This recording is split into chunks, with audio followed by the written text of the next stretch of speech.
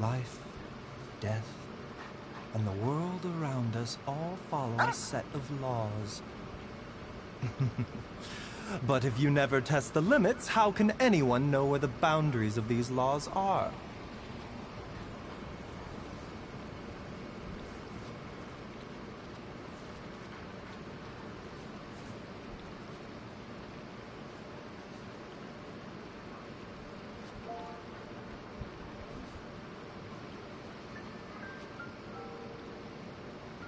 Alright. We'll just proceed with Act 2 of the Archon quest.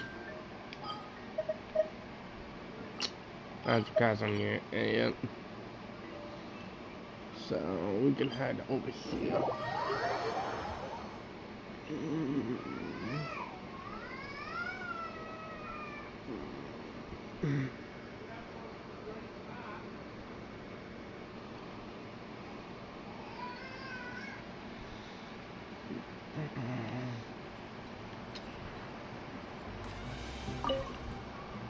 Hold on, guys.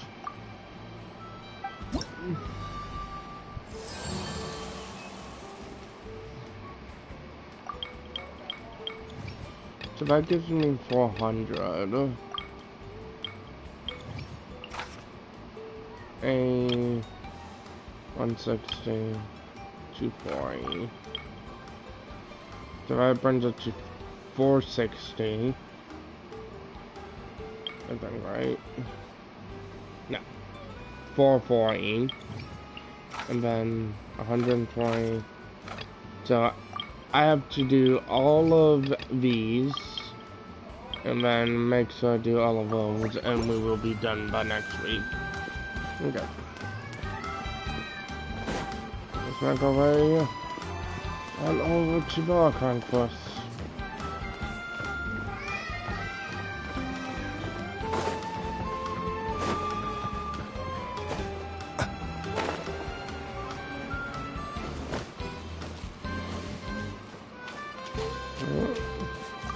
More back.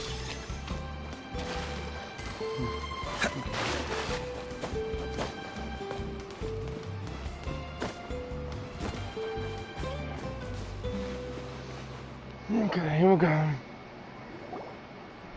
Paimon feels like a whole new Paimon after those 2 days in the hot springs. The Abyss kind of threw a wrench in our relaxation, though. Still, spending time here really has felt like a vacation. The Kaholasaurs are so nice and so fun to play with. Their bellies are super bouncy. Oh, and Atea's snacks were so delicious. She gave Paimon some for the road just this morning, actually. Yelling at some kids who got caught throwing stones in the hot springs, so not much has changed since we first met her.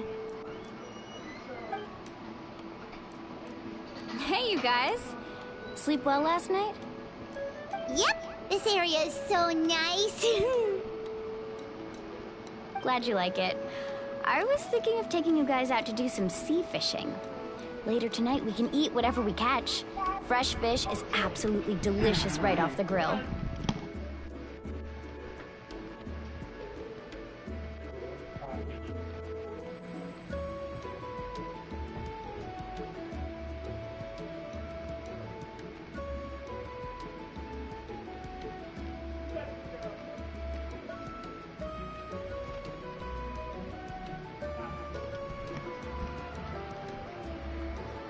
What's up, everyone?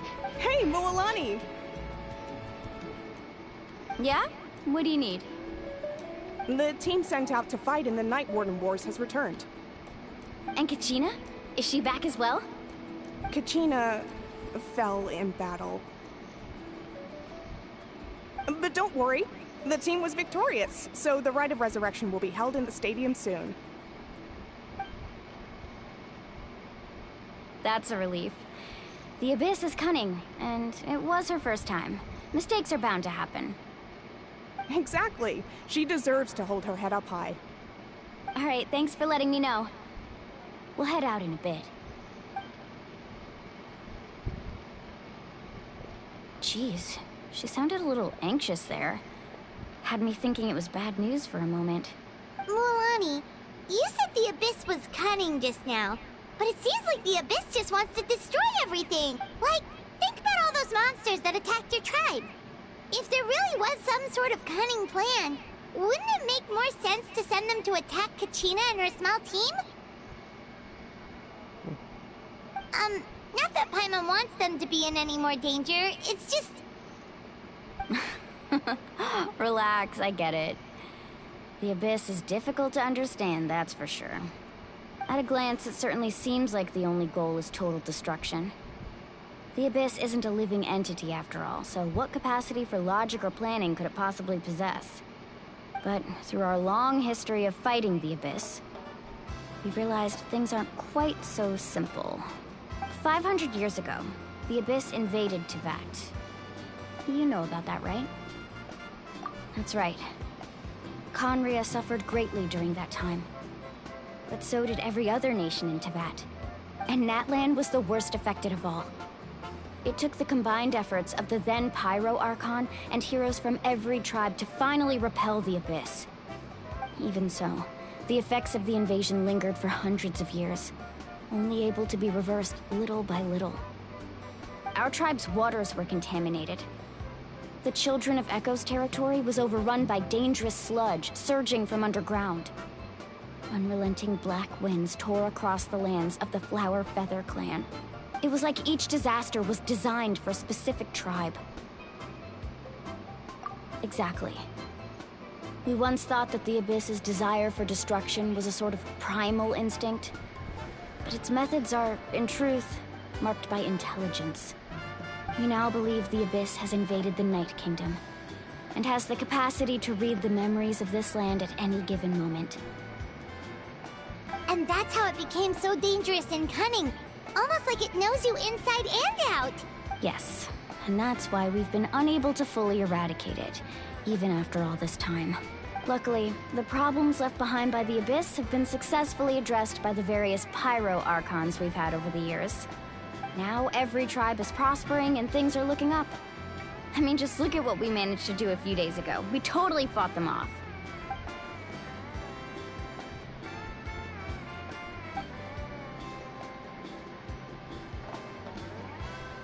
You must have had to sacrifice a lot to get to this point. Every battle, every sacrifice is in pursuit of a future where we get to stop fighting. Responsibility, duty, unavoidable burden. Everyone in Natlan views the war differently. But I believe we will be rid of the Abyss one day. And the efforts of all who fought against them will become a story for the ages. To think that my name could survive in ballads passed down to future generations, it's kind of romantic. Everyone has something that drives them forward, you know?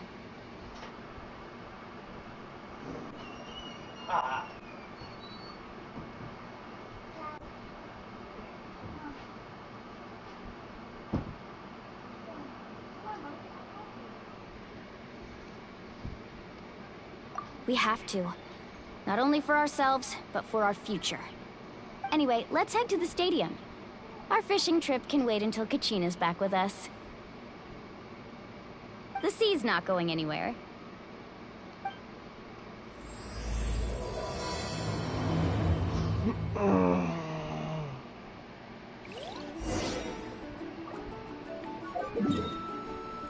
Is my rising fall? It's about...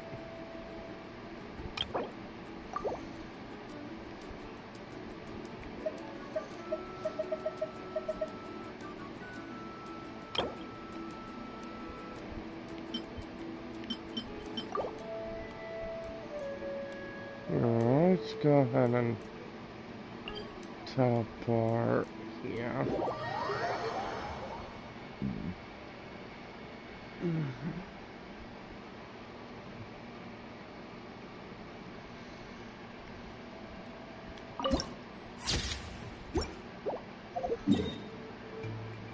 Okay. Let's gotta move on.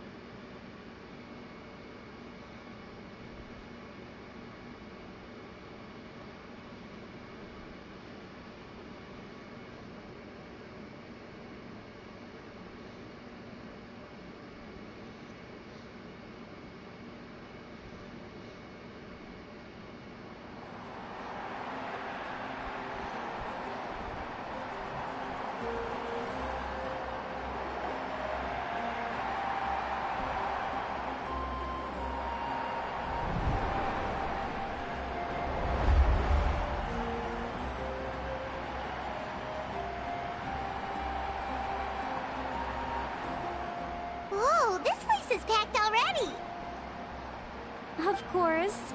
No one's gonna miss out on the chance to welcome our heroes back from battle. It's their moment of glory. Kachina's gonna be so flustered. She's never had this many eyes on her before.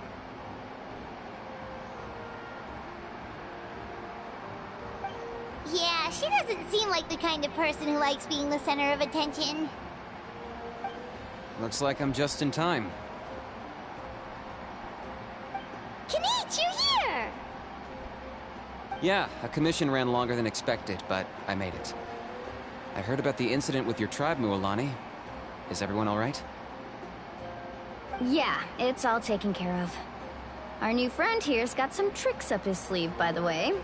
He's just as strong as Kachina made him out to be.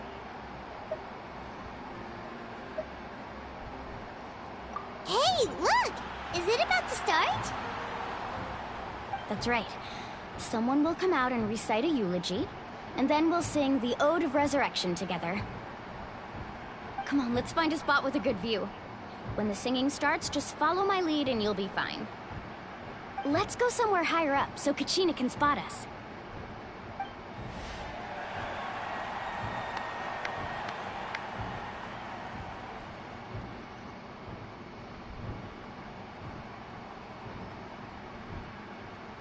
Warriors of Natlan, heed the call of life. We are the inheritors of memory and legend. Those who grew alongside sun and wind. Those who forged our own destiny and future. That is Natlan's fire, the lifeblood of our nation.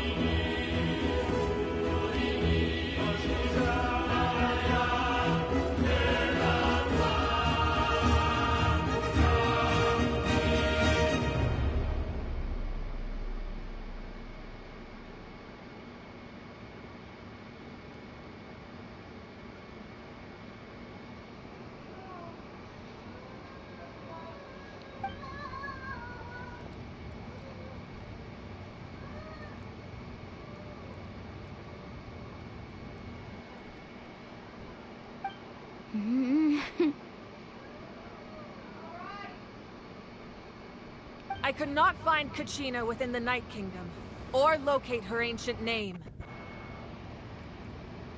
What?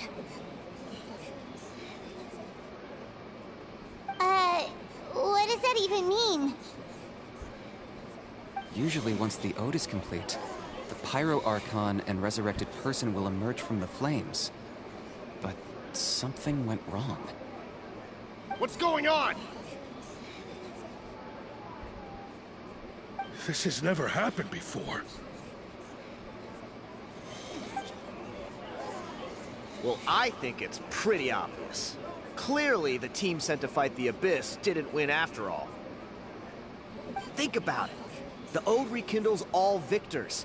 We witnessed it countless times. Since the Archon couldn't find Kachina in the Night Kingdom, that must mean there's more to this victory than meets the eye. Hey! You just haven't gotten over the fact that Kachina beat you in the pilgrimage!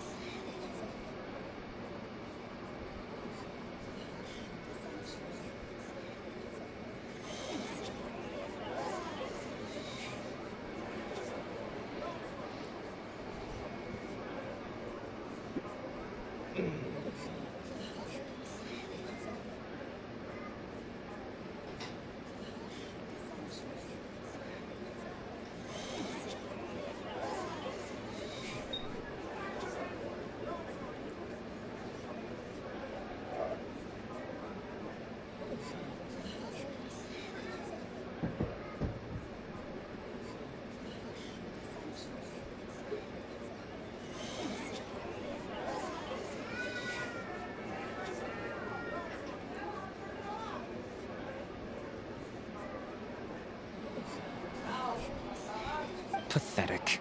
The both of you. Your wild guesses are misplaced. We completed our mission. Maybe you did, but who's to say whether that little girl even contributed at all? Maybe she got scared and ran off. Why would the YUP recognize someone like her, even if she was on the winning team? How dare you insult a hero of Natlan like that?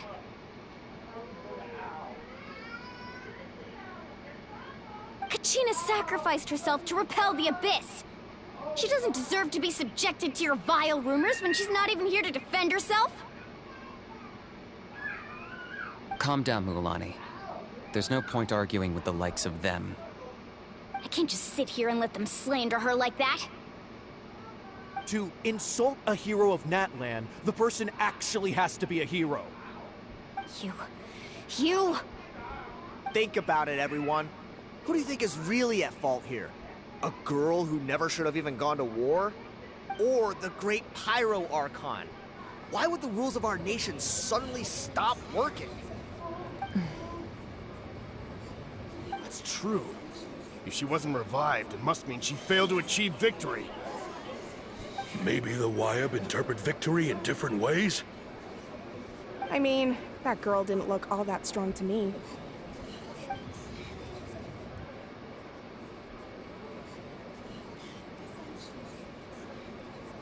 Kachina wouldn't have run! That's not like her at all!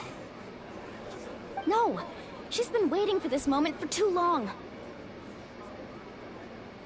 No matter how daunting the situation, no matter how scared she might feel, she's always the first person to stand up and face it head on.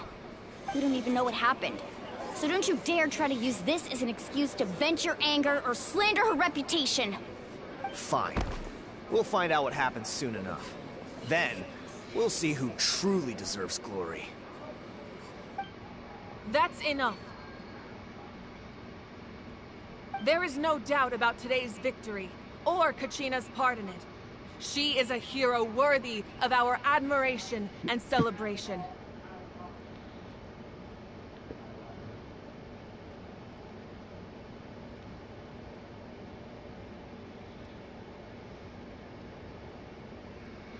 However, the failure of today's ceremony is undeniable. Kachina has not been rekindled, and I offer you all my deepest apologies as I continue to investigate this matter. To prevent further casualties, I have decided to suspend the pilgrimage until this matter is resolved. What? No one is all-knowing. No one is infallible, not even myself.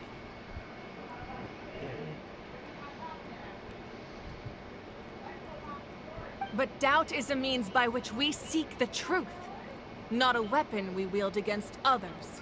I didn't mean it that way, Archon. If there are things you wish to clarify, then ask me directly. Doubt my answer if you wish. But now's your chance. You have concerns? State them. No, of course not.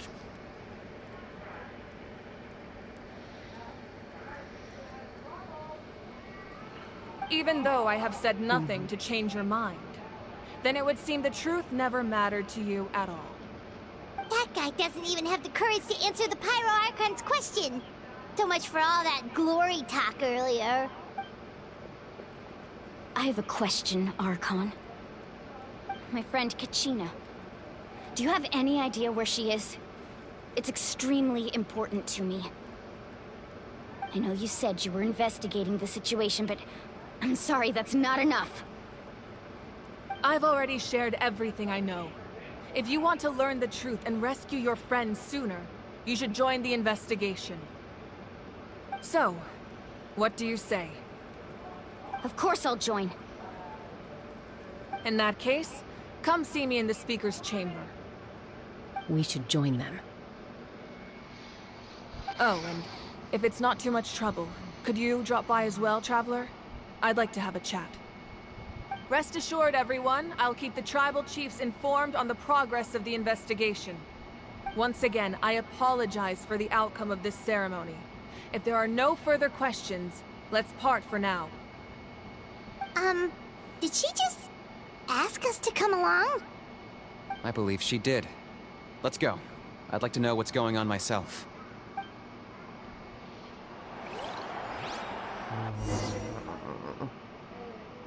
Intriguing.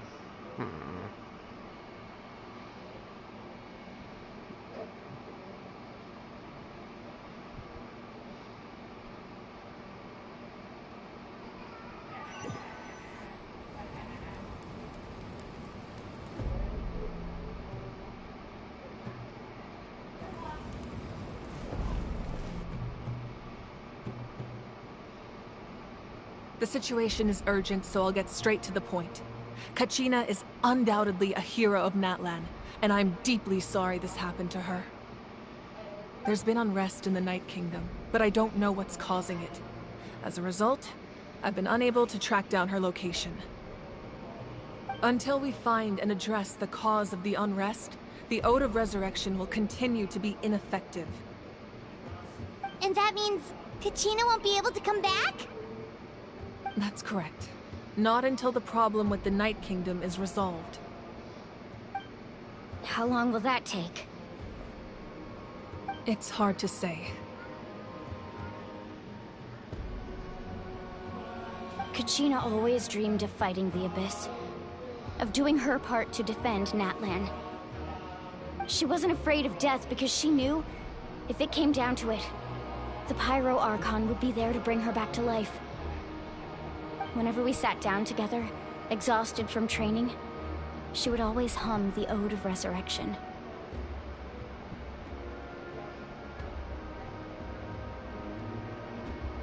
She was supposed to come back to us.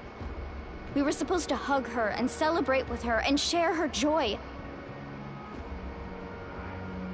We supported her every step of the way, but what are we supposed to do now? Sit peacefully and wait for her return? Lose ourselves in grief over her death? Tell me, are we her friends? Or her murderers? That's not fair, Mualani. It's all right. I understand your rage and your grief. Kachina's life means a great deal to me, Mualani.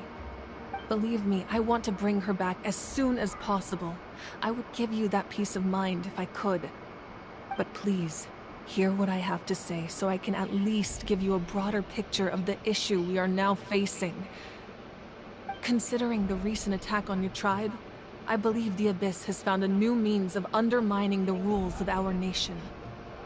You mean... The Sacred Flame. the foundation of our resistance against the Abyss. If we continue to hold the pilgrimage and send teams to fight the Abyss, there will likely be more casualties. But if we stop altogether, the Sacred Flame will only grow weaker. The Abyss will scale up their attacks, and the tragedy we saw with the people of the Springs will only be the first of many. If we compare the two choices, the former seems to be the lesser of two evils. Sorry, I know that may sound harsh, but I bear the name Malipo. Weighing the costs is my duty. The raw truth can be cruel, but we need to understand it if we want to approach this rationally. But what would you say, Mualani?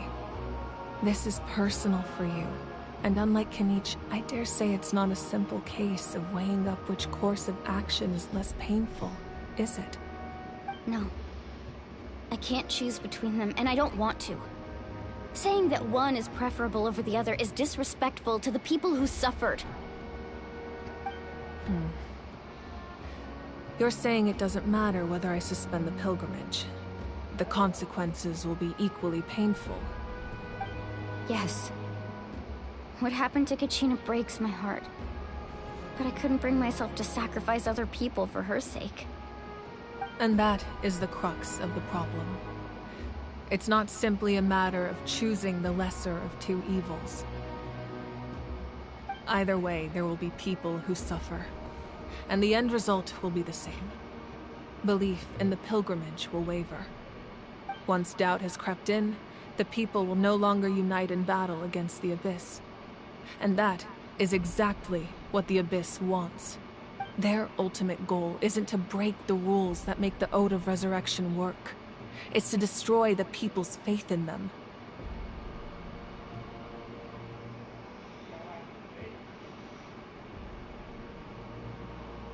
To prevent what happened to Kachina from happening to anyone else, we need to suspend the pilgrimage. So that is my current plan. And in the meantime, I've made efforts to strengthen each tribe's defenses.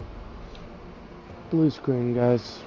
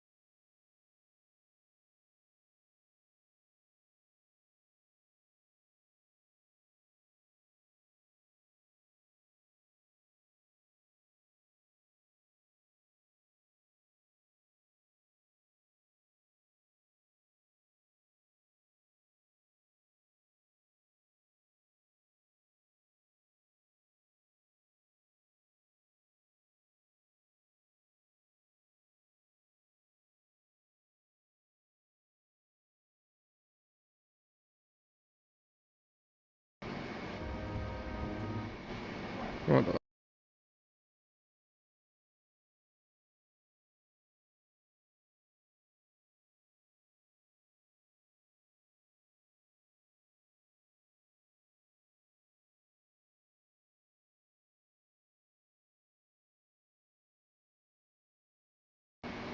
Yeah. Let's continue. Then, we have to find another way of strengthening the sacred flame to keep the Abyss at bay. This won't be easy. I'll need time to figure out the best approach. I understand your anger, Mualani, but I hope that provided some clarity, at least. Wow. Hyman thought things were gonna get heated for a second, but the Pyro Archon took the time to explain everything so patiently. I owe you an apology, Archon. I let myself get carried away earlier, and I'm sorry. You're right. We need to focus on finding solutions. We could always hold the pilgrimage without sending a team to fight in the Night Warden Wars. That way, we would still be able to fuel the sacred flame. I've considered that, but the two events have nearly always been linked. Without the chance to fight the Abyss, pilgrimage rankings lose their prestige, and competitor numbers will drop. With fewer participants, the amount of contending fire produced will decrease, and the vicious cycle will continue indefinitely. So, essentially, the Abyss has taken Kachina hostage. You've learned about the concept of ley lines during your travels, yes? The Night Kingdom is something similar. Staying there for a short period of time shouldn't have an effect on the person. But with the Abyss in the picture, it's a different story. Your sense of self will be devoured, until eventually you become one with the Sea of Souls. Imagine pouring a cup of water into a rushing river. You can try to scoop up another cup, but there's no chance it will be the same water you had before. I won't sugarcoat it. That is the danger Kachina is currently facing. Just like you said, Archon. Both of these problems need to be addressed. You can focus all your efforts on dealing with the Sacred Flame. I will go search for Kachina. The Abyss poses the same threat to you as it does to her. It is very possible you will not return. Knowing that, do you still choose to go? Kachina's waiting for us to rescue her. That's all that matters. I failed to protect her during our campaign, but I can make it up to her now. I choose to go as well. Traveler? What do you think?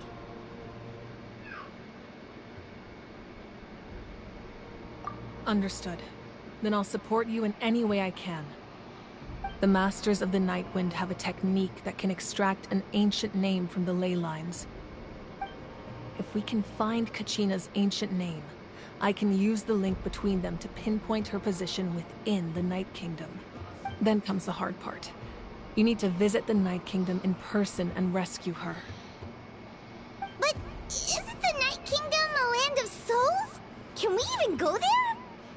Under normal circumstances, only the consciousness can enter. But there is a way to go there in person. However, know that the Night Kingdom will attempt to repel you, and the Abyss certainly won't leave you be. That's fine by me.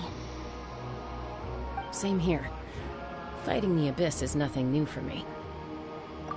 So, Paimon's the only one who's scared? Well, if you're going, Traveler, Paimon's going too. Citlali of the Masters of the Nightwind once created an artifact that can be used to communicate with the Wyab. We call it the Spirit Speaker Stone. It was originally used as a ceremonial artifact wielded by the tribal chiefs. But that spiritual quality also means it can be used to search for an ancient name. That was the artifact I delivered to the Scions of the Canopy a few days ago. Didn't think I'd be hearing about it again so soon. Thank you so much for your help, everyone. Your thanks are unnecessary. I will offer you whatever aid I can, but your fellowship and courage are what will truly decide the success of this operation. Besides, you're the ones helping me. I can only focus on one thing at a time, after all. Traveler, I certainly didn't expect our first conversation to be so serious.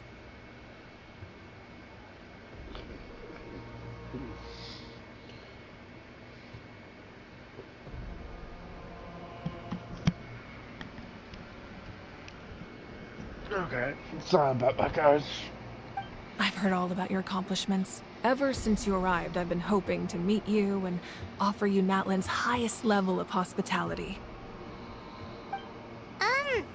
Why? Why? Is that not what happened in the other nations you visited?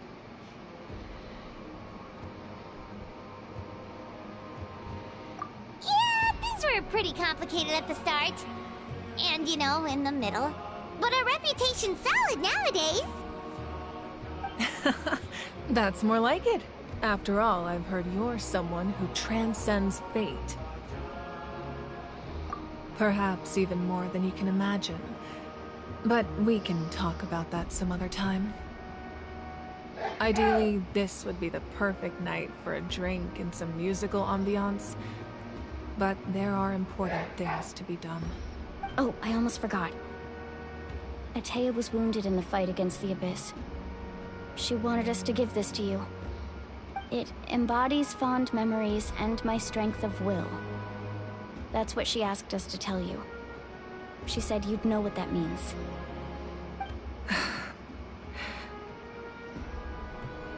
I didn't think this day would come so soon. The flames of her life force. I can feel them flowing within the talisman. If things were different, the two of us could have enjoyed the hot springs together while she gave this to me in person. We're supposed to be hot spring buddies after all. But don't worry. This talisman means a great deal to me. I'll take good care of it. And once this is all over, I'll pay Atea a visit.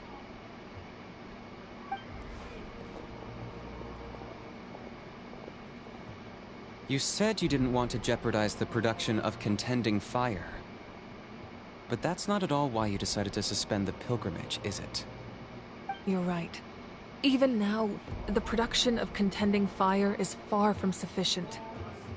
The gradual corrosion caused by the Abyss has resulted in a massive shortage of pyro energy, and we're currently at the breaking point. As things stand, the pilgrimage is a lost cause. Suspending it allows us to save our strength to defend the tribes. The Abyss has brought catastrophe to Natlan, and Kachina's disappearance in the Night Kingdom is a direct consequence of that. We can't let the general public know that. No. If the public learned that Natlan's destruction was close at hand, there would be immense panic. But if I said nothing at all, they would have continued to question the integrity of Natlan's heroes. Another simple choice. The latter was clearly the better solution. But you chose otherwise. I have never subscribed to the belief that the right choice is the one with the fewest sacrifices. Let's go. There's still a way for the sacred flame to last a little longer. You mean? Yes. Come with me.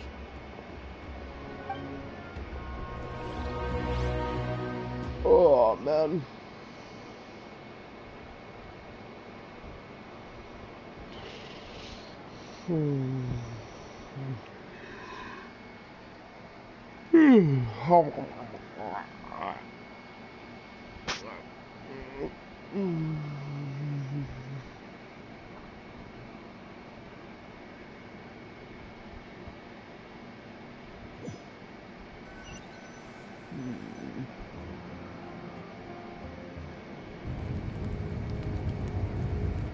The sacred flame must never go out.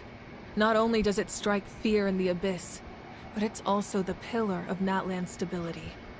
So until our heroes are ready, I will sacrifice my power to keep it burning. But that can only last so long. I think we should focus on the remaining ancient name bearers. Don't let desperation cloud your judgment. Those chosen by the Wyeb have already embarked on their destined path. It is for them to decide how that journey ends, not us. All we can do is support them. Even so, for you to make this sacrifice, it's not right. If not me, then who? No other is capable of sustaining the sacred flame. I possess great strength, but I'm not above my people. This is part of my duty.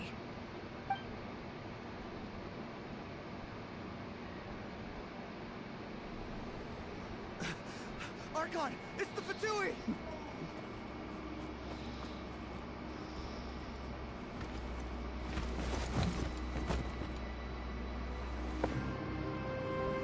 The Archon of Natlan. A force to be reckoned with. The secret of the ley lines is no secret to me. Long have they been destined for ruin. And since the oath made 5 centuries ago remains unfulfilled, what use is the Gnosis in your hands? I don't know what you mean. But it sounds like this is about more than the Tsaritsa. In times of crisis, someone must pick up the mantle of salvation. Your plan has reached an impasse, and now it falls to me to create new rules for Natlan. But before the dawn of a new age, the old must be destroyed.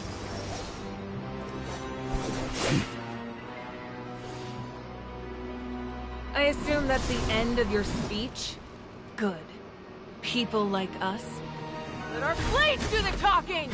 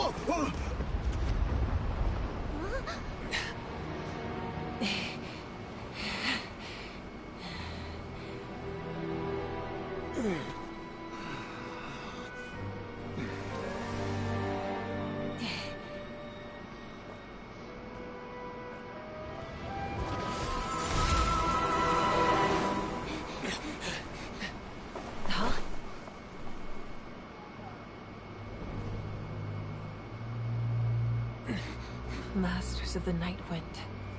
Send word. The captain and his followers must be apprehended.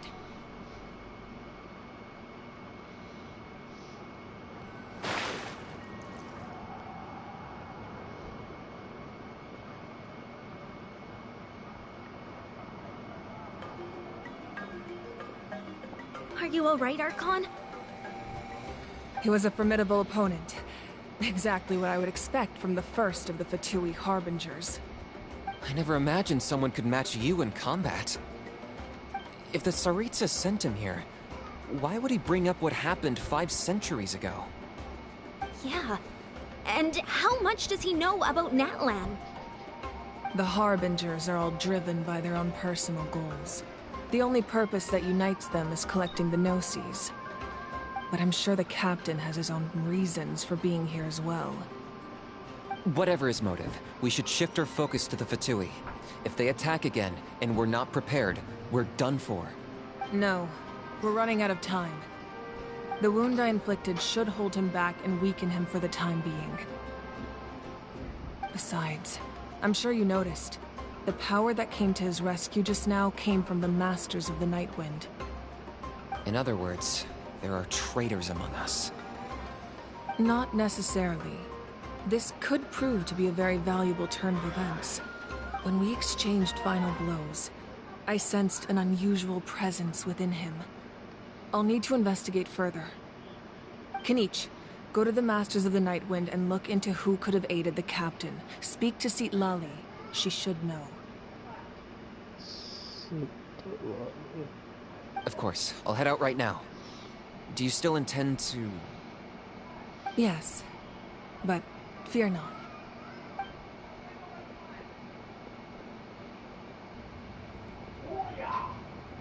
Natlan's strength has never rested solely in its archon.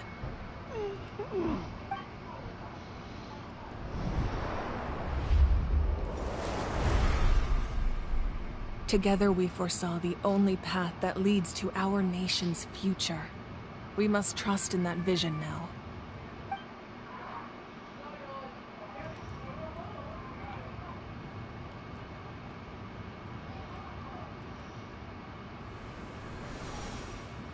Is everything okay, Archon?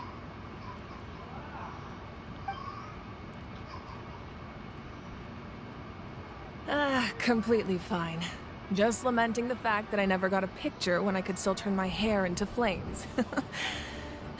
Too late now. I just hope the others have a safe journey.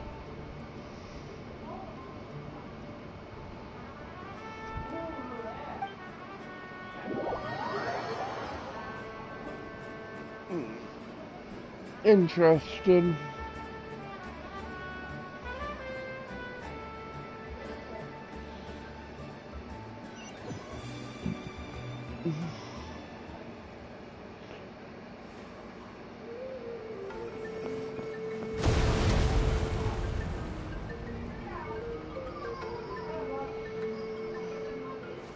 What's happening at the stadium? Did something explode? It feels like the Archon unleashed her power. She must be fighting a formidable opponent. Should we go back and check what's going on? Have faith in the Archon. She wouldn't lose in a one-on-one confrontation. Once we find Kachina's ancient name, we'll head right back. Okay, let's just keep climbing. Emma really hopes nothing goes wrong.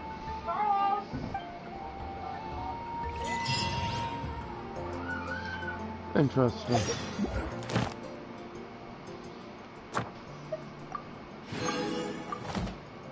Okay. Our resin is full, so let me go ahead and head to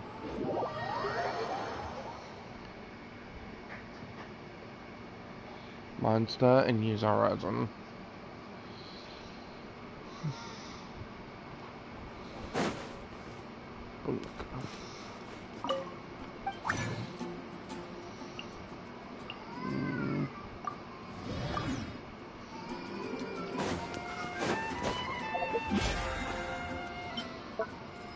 Okay. There we go, we have level 14 on the battle pass. So far. Thank you for coming.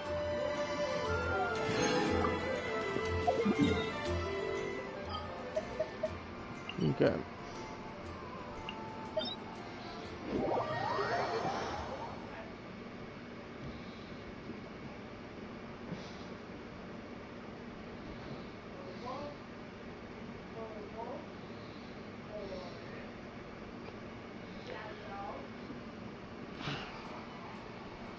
Okay, we have arrived at the domain that we need to be at.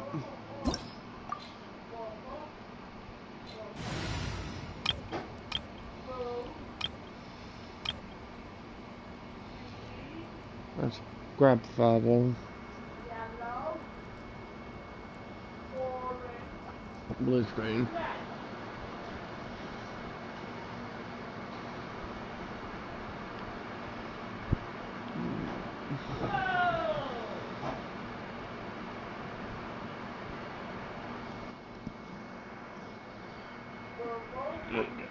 Here we go.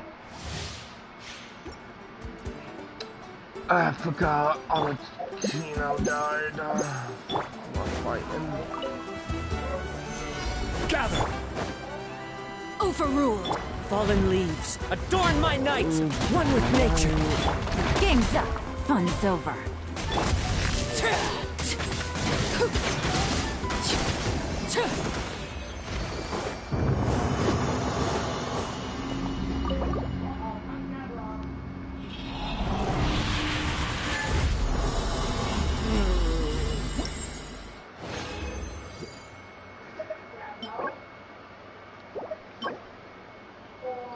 Why is that defense percent?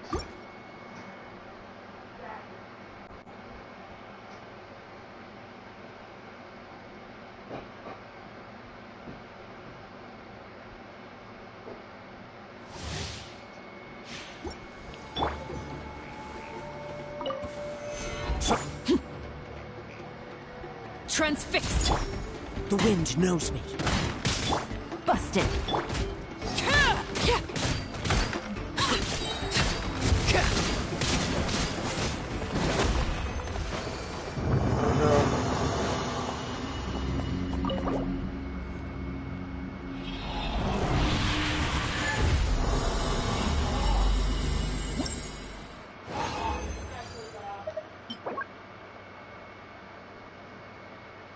Hey, that could be good.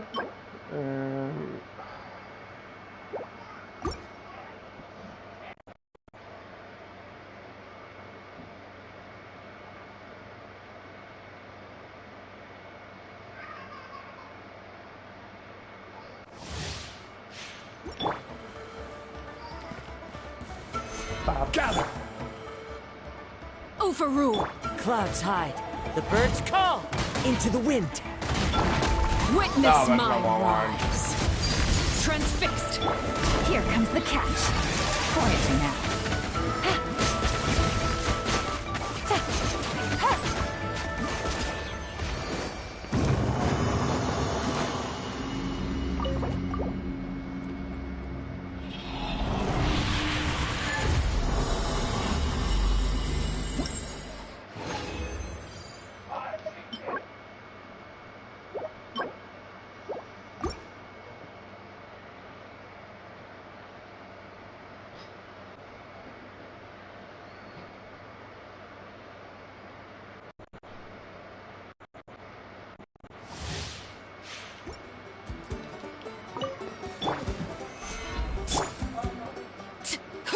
Overrule.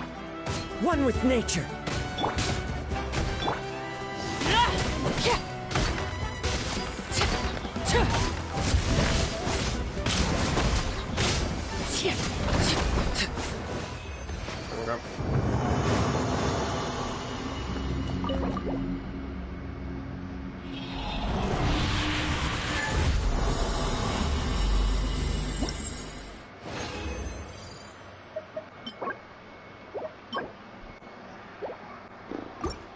Nothing good.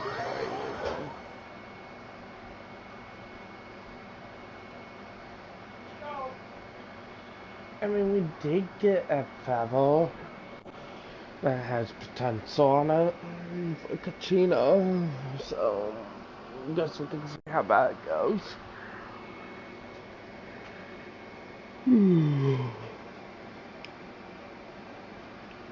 Yeah.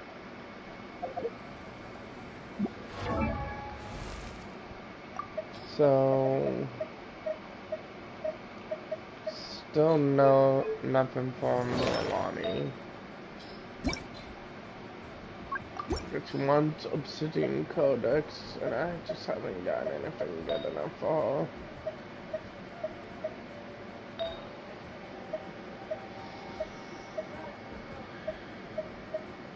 Let's just see what that's hit so far.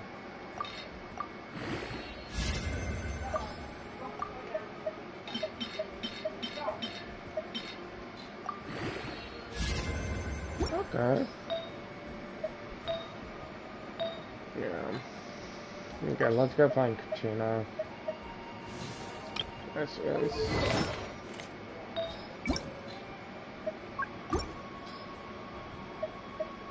Take him away with this. Let's see how this hits at 4.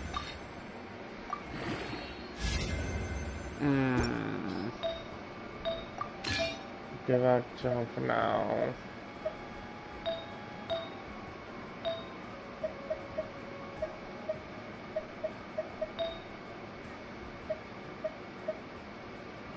Oh, she's actually getting online pretty fast. Okay, but we aren't gonna be using Archon for doing anything relating to Archon quest.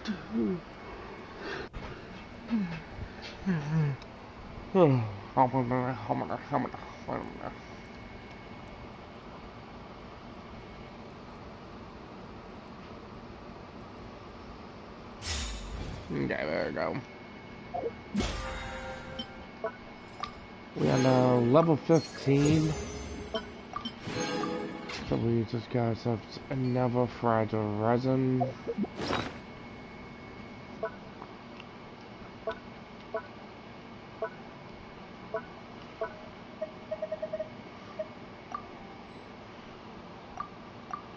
Oh, I can get 2 levels with but natlan then. Okay. So let's head to this one point.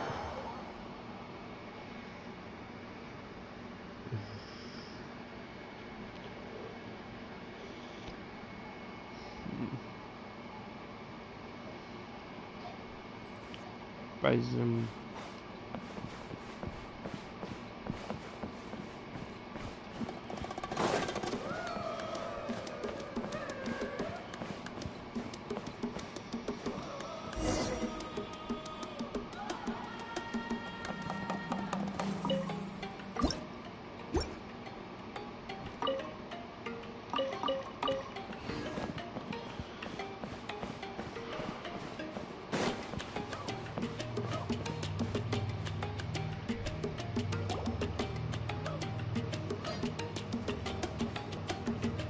Chaska. Nice to see you again, Wyna.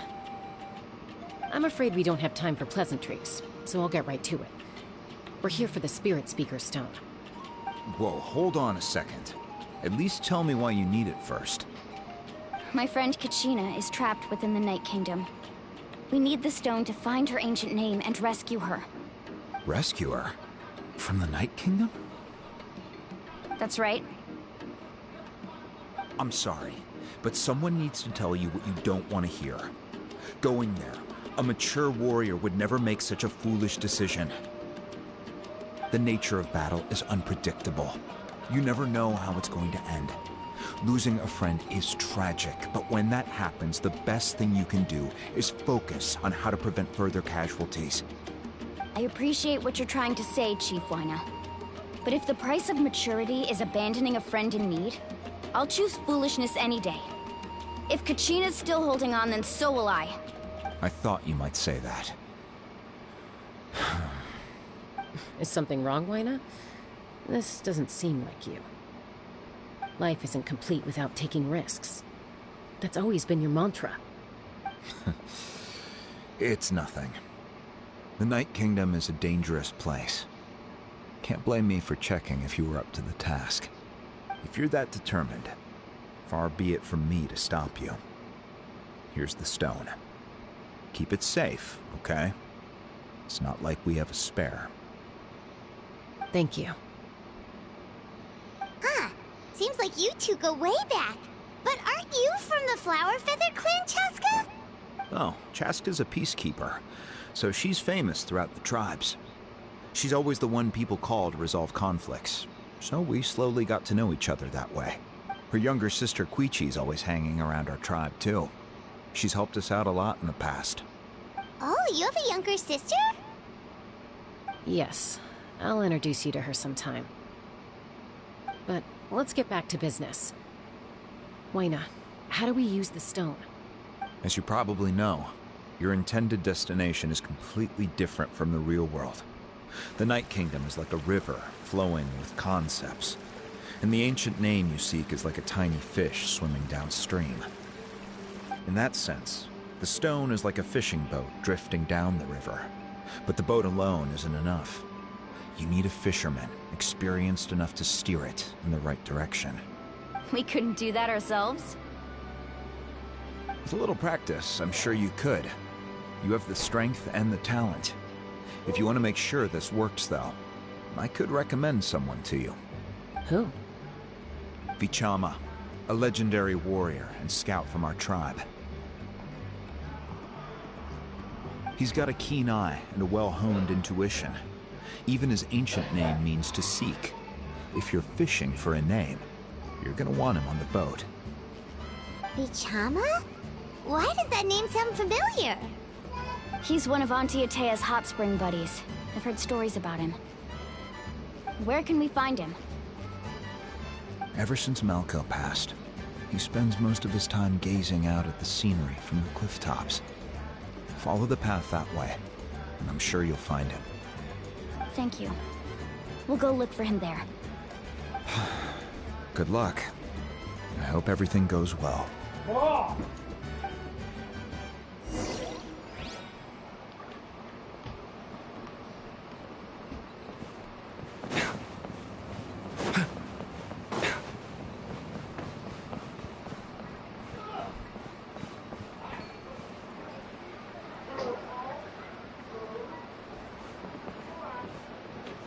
Someone admiring the scenery from the cliff tops. Ah! That must be him! Hello there, are you Vichama? That's me. Did you need something?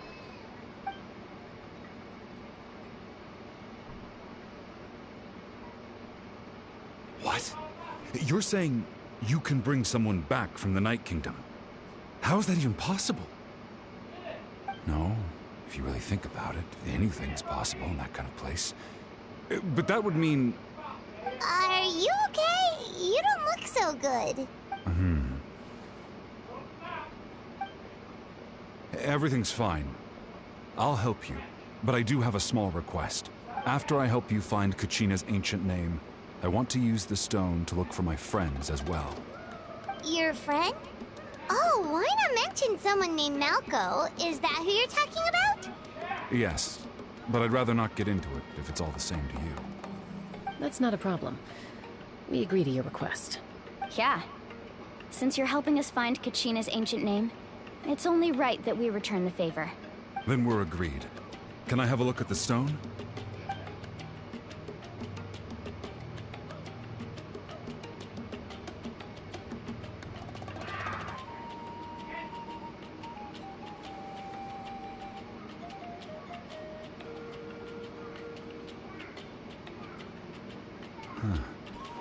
I see. From what I can tell, it functions almost like an abyssal pylon. Both connect the Night Kingdom to the living world. Once the connection is established, the abyss will come surging through the opening like a predator honing in on the scent of blood. So we have to be sure not to use it in a tribal settlement. Wow, you got all that just from looking at it? I just picked up on the basics, really. I still have no idea why it works. You said someone named Lali invented this. They must be a genius. I'll go find an open area and start setting things up. In the meantime, I need you to get 2 things for me. We'll go right away. What do you need? First, I'll need some hook ropes. Pretty much every store around here carries them, so no need to go anywhere special. Oh, and I need to build a net out of them, so make sure you get a good amount. Wait, are you saying you're going to use a real net to catch Kachina's ancient name? How does that work when one's tangible and one's not? By creating something tangible in our world, like a net, we can create a connection to a corresponding concept in the Night Kingdom. Basically, I'm going to use the concept of a net to catch something equally intangible, an ancient name. Oh, I see. What about the second thing you needed? Right. I need two chunks of obsidian. Once we bring the ancient names into our world, we'll need a place to store them. Normally, you can only get obsidian from the Children of Echoes, but I heard there's a traveling merchant from that tribe around here somewhere, so maybe you can try your luck there. Gotcha! Alright, let's split up. See that clearing? Let's meet over there when you're done. Oh, and you can send someone with me if you want. In case you're worried I might take the stone for myself. What do you think, Chaska? There's no need. Lena spoke highly of you. That means you're trustworthy. I appreciate it, even though that doesn't mean much to me anymore. Anyway, it'll take some time to set everything up, so no need to rush. I'll see you in a bit.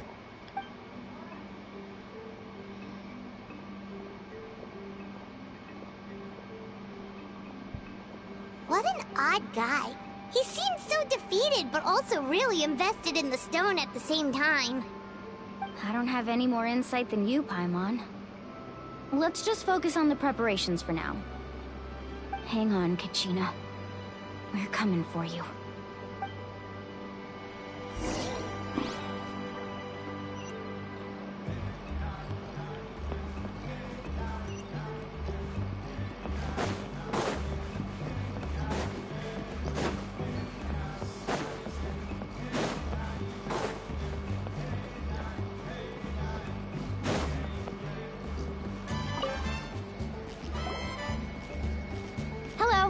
Do you have any hook ropes for sale? Hook ropes? As in rock climbing equipment? Yes. How much for your whole stock? Oh, the whole thing? Let me see. That would be 30,000 more in total. Deal? Deal. Wait, really? What, you want me to drive down the price? We just need these as fast as possible. Thanks. Oh, no problem at all. I'll even pass along some information on the house. These ropes are usually used by rock climbing enthusiasts. If you want to learn, Roka's the person you want to ask. All right, that's everything. Here you go. Now we need the obsidian.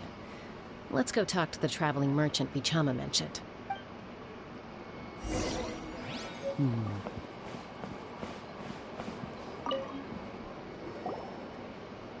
Excuse me.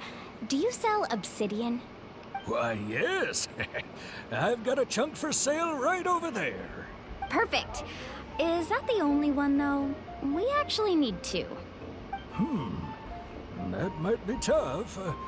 Tell you what, I'll take a look through these boxes over here, and we'll see what we can find. Thank you so much. We'll wait here.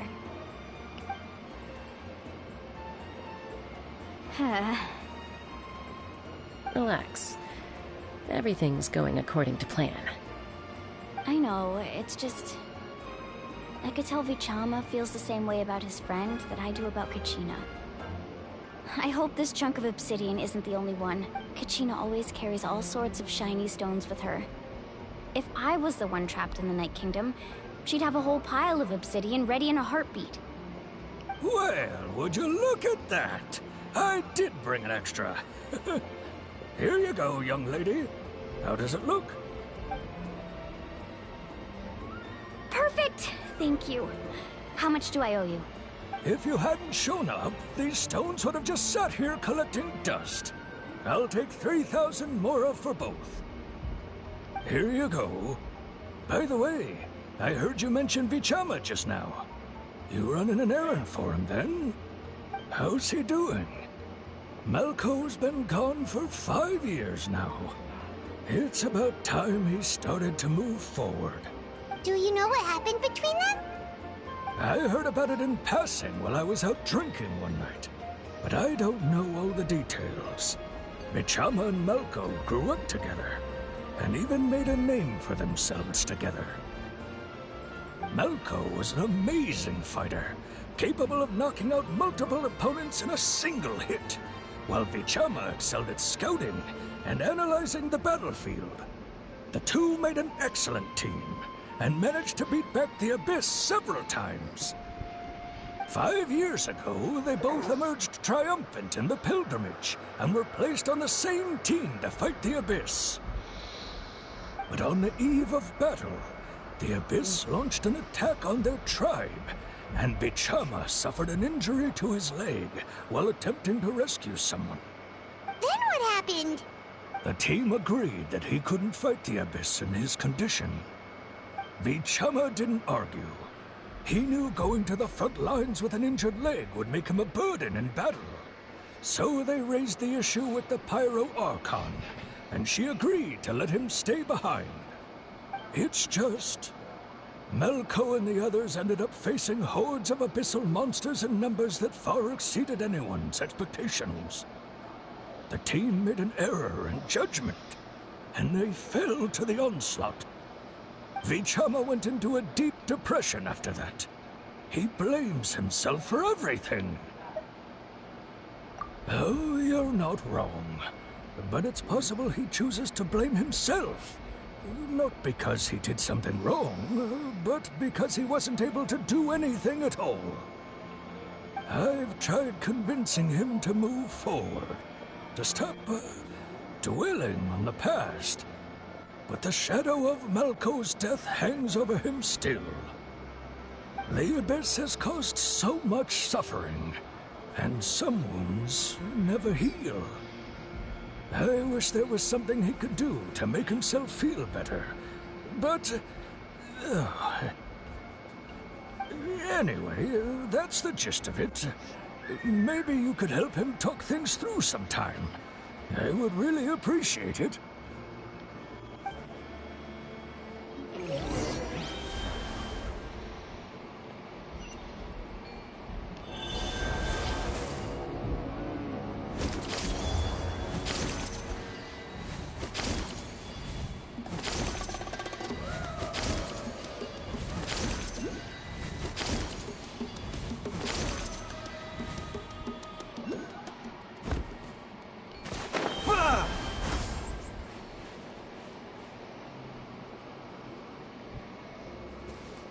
Did you get everything?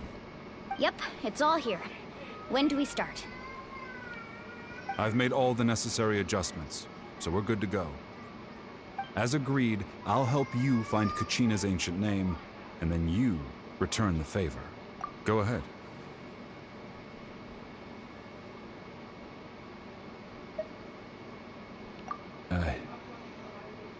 Yes. After Malko fell, I scoured the battlefield to see what happened. It turned out he wasn't bested by some impossibly powerful foe. He was dragged to his grave by the sheer number of enemies. If I had been there, I would have been able to sense the danger. I could have warned them not to advance. I've always blamed myself for what happened. But when you told me about Kachina, I realized there's a chance Malko might also be alive, fighting for survival in the night. But that happened several years ago, right? The Pyro Archon said all life within the Night Kingdom eventually becomes one with the Sea of Souls. There might not be much hope, but I still have to try. Malko and I promised each other, even if we never managed to root out the Abyss for good, we would fight together until the end. All right, let's get to it. I'll start searching for the conceptualized version of Kachina's ancient name. If you see any fragments scattered around the area, please collect them.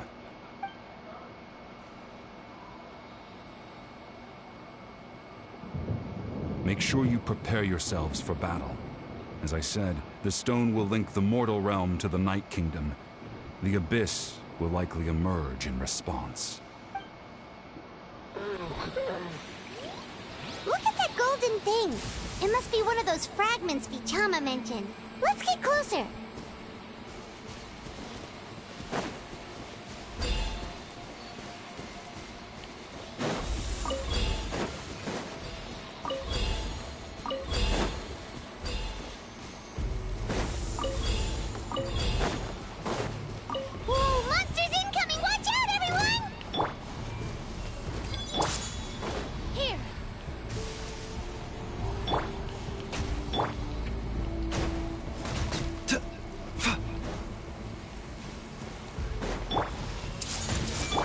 Things are about to get dicey.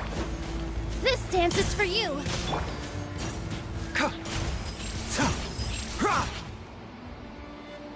How much longer, Vichama? Not long. We're getting close.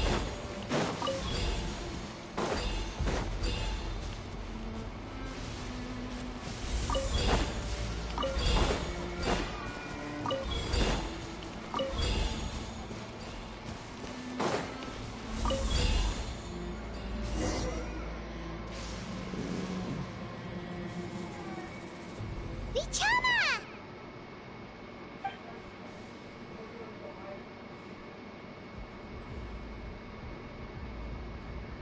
Quick, take it! I found Kachina's ancient name. Hang in there, Malko. Just a little longer. Something's not right. The power of the Abyss is getting stronger.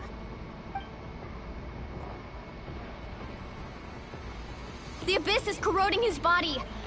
Vichama, you can't keep going. You'll die.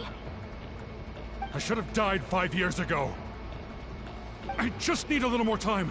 Please, I'm almost there. Thank you.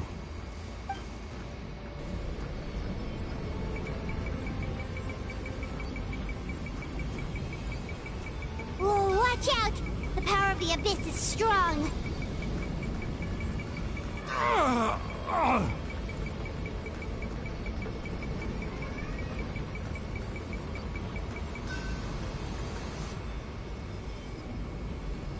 This power. Hanging in there? Malko. No! Why can't I find him? Why? We can't wait any longer. Pull him away from the stone, Mualani. I already tried, but the power of the Abyss has him in a chokehold. It's like he's tied to the stone with an invisible rope. In that case, we have no choice. I'm sorry, Seat Lolly. Get back! Chaska, wait!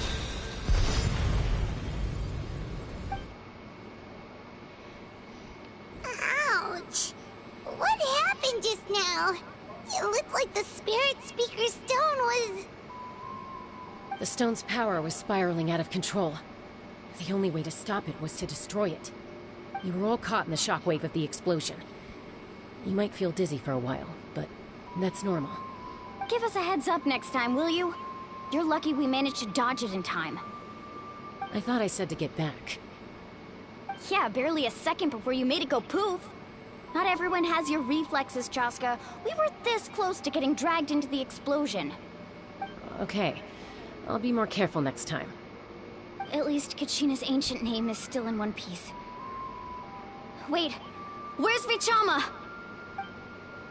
Vichama!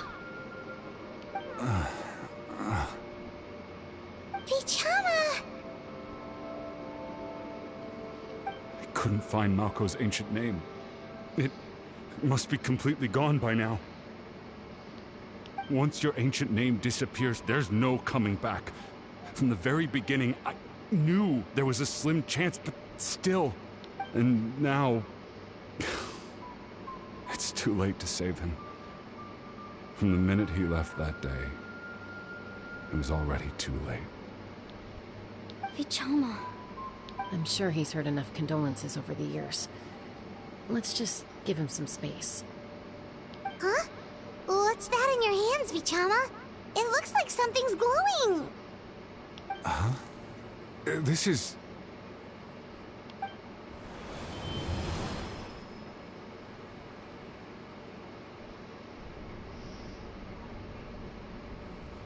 Hey, Malko. Got any strength left? Not enough to swing a sword, but to say a few last words? Sure. Too bad. No one will get to hear them. I never thought I'd actually die on this mission. Not that I'm afraid to die. It's just... hard. Thinking about my mom's face when she hears the news. Guess I have something to be thankful for then. My parents died a long time ago. They won't have to mourn me.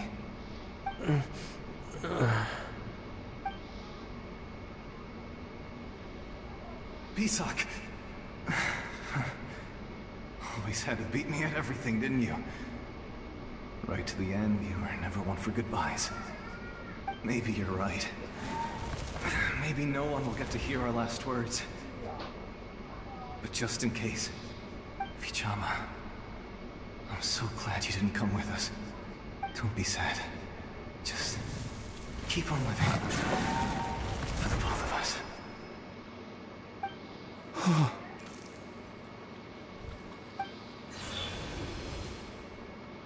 Was that a memory? Seems like we were able to salvage something after all.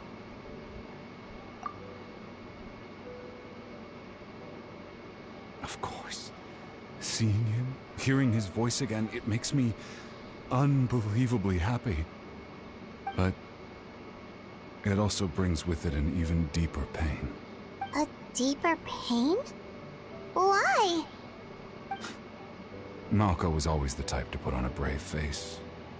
But in that memory just now, his hands were shaking, and his smile was forced. For all these years, I regretted not being able to fight alongside him to the end. And now I know, at the end of his life, he was thinking the same thing. Vichama. I'm fine. Actually, I heard Chief Wyna wasn't really on board with your plan to go to the Night Kingdom. When you asked for my help, I hesitated too. I knew helping you find your friend's ancient name meant leading you one step closer to danger. But I also understood why you had to try. Everyone has regrets in life, but not everyone gets the chance to make up for them. Once allowed to fester, guilt strips us of our most valuable qualities as warriors. In that sense, we might as well choose the braver path from the very beginning. If I could do it all over again, I would have followed Malko to the front lines no matter what. Even with an injured leg, there were still things I could have done. That way, even if the outcome stayed the same, I still would have fought alongside him to the end. There are critical junctures in life, and if you don't seize the chance to act, there's no going back.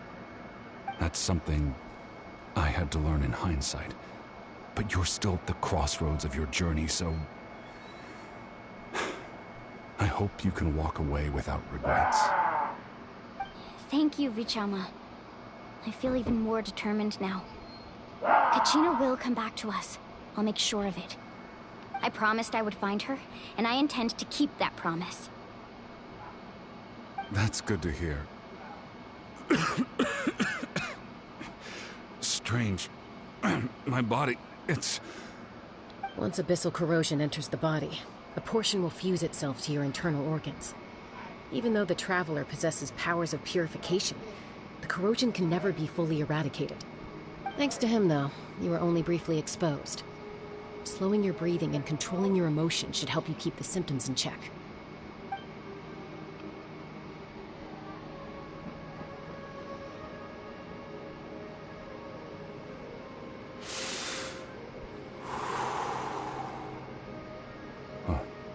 That does make me feel better.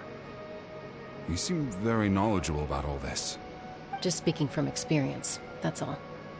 Anyway, we've recovered Kachina's ancient name, so we're off to a great start.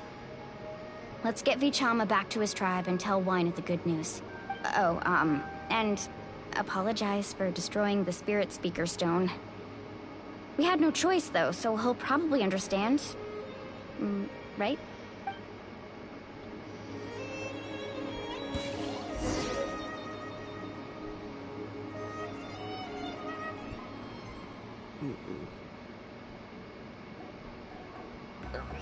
My hand.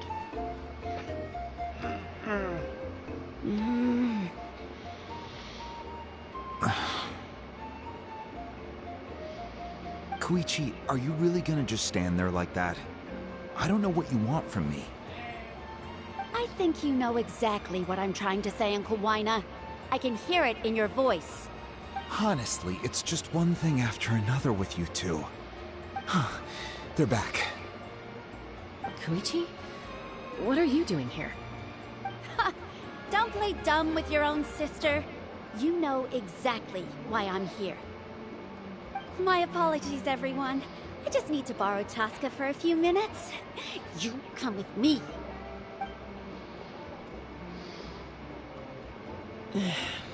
I'll be just a moment. Who was that? Koichi, Chaska's younger sister. Although the two aren't actually related by blood, it's kind of a long story.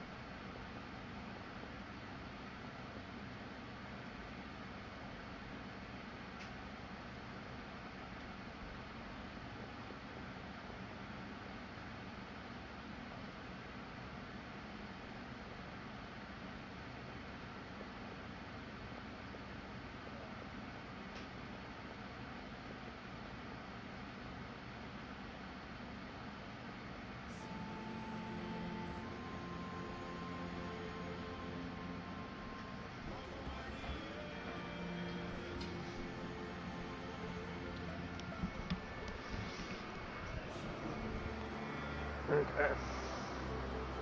Sorry guys, you know. So It's not really my story to tell, but I guess it's not a secret. You see, Chaska was actually raised by cuckoo sores. She was afflicted with a rare disease when she was a child, and abandoned in the wild as a result. The Abyss found her out there, all on her own, and tried to devour her. But in the end, all that did was trigger her will to live. That strength of will pushed her to survive, but it also planted a seed of conflict within her. Eventually, she was adopted by the cuckoo source. Wherever they went, she followed, getting into fights right and left. For some reason, Paimon can totally imagine that. alright guys. We're gonna press stop here for now. So I can eat my dinner. Yeah, a little bit.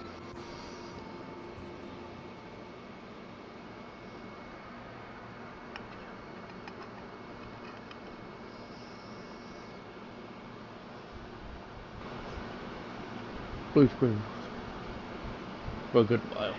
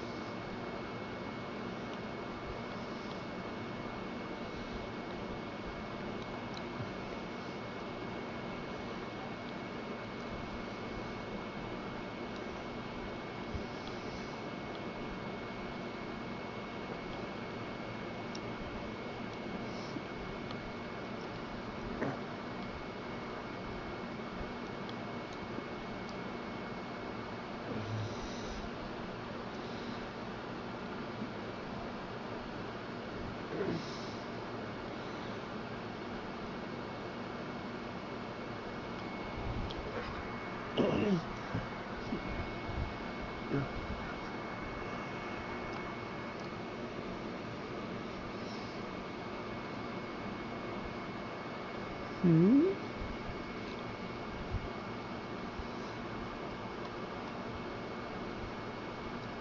1/16/2023.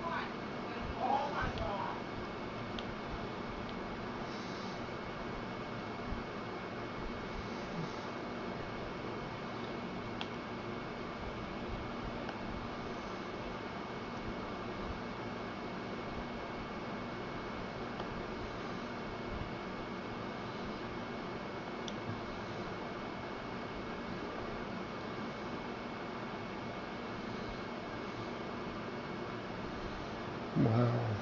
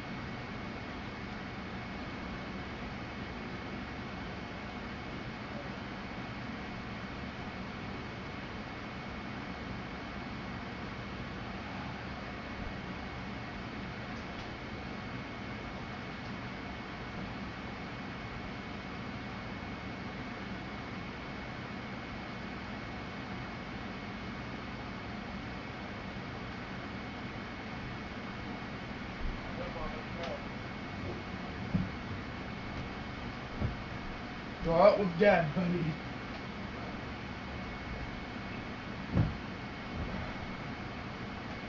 Okay. So let me go back into Genshin.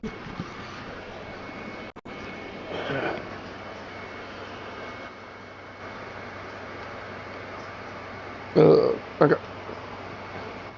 We're back. Well, when Chaska finally returned to human society, it was Koichi's parents who adopted her. At the time, Chaska still had a habit of getting into fights, so Koichi was always taking her around, apologizing to everyone. Ah, I remember those days. One of those fights was definitely with me. But, you know, kids. You're fighting one minute and your friend's the next. Eventually, she found a way to rein in that desire to fight. And now she's who people call to resolve conflicts. She's known as the Peacemaker. It sounds like she still argues with Koichi, though. Don't siblings usually stop fighting when they get older? That's partly my fault. Koichi asked me to stop Chaska from doing anything dangerous, but you probably know by now, once Chaska makes up her mind, there's no changing it. Oh, I get it. No wonder you tried to talk us out of going to the Night Kingdom. Chaska even said that wasn't like you. I'm all for your adventure. You need to take risks when you're young, because by the time you're my age, you couldn't attempt something like that even if you wanted to. Better try now than live with regrets later. That's what I say. Still, I can understand where Koichi's coming from. In the end, nobody wants to sit back and let a loved one put their life on the line.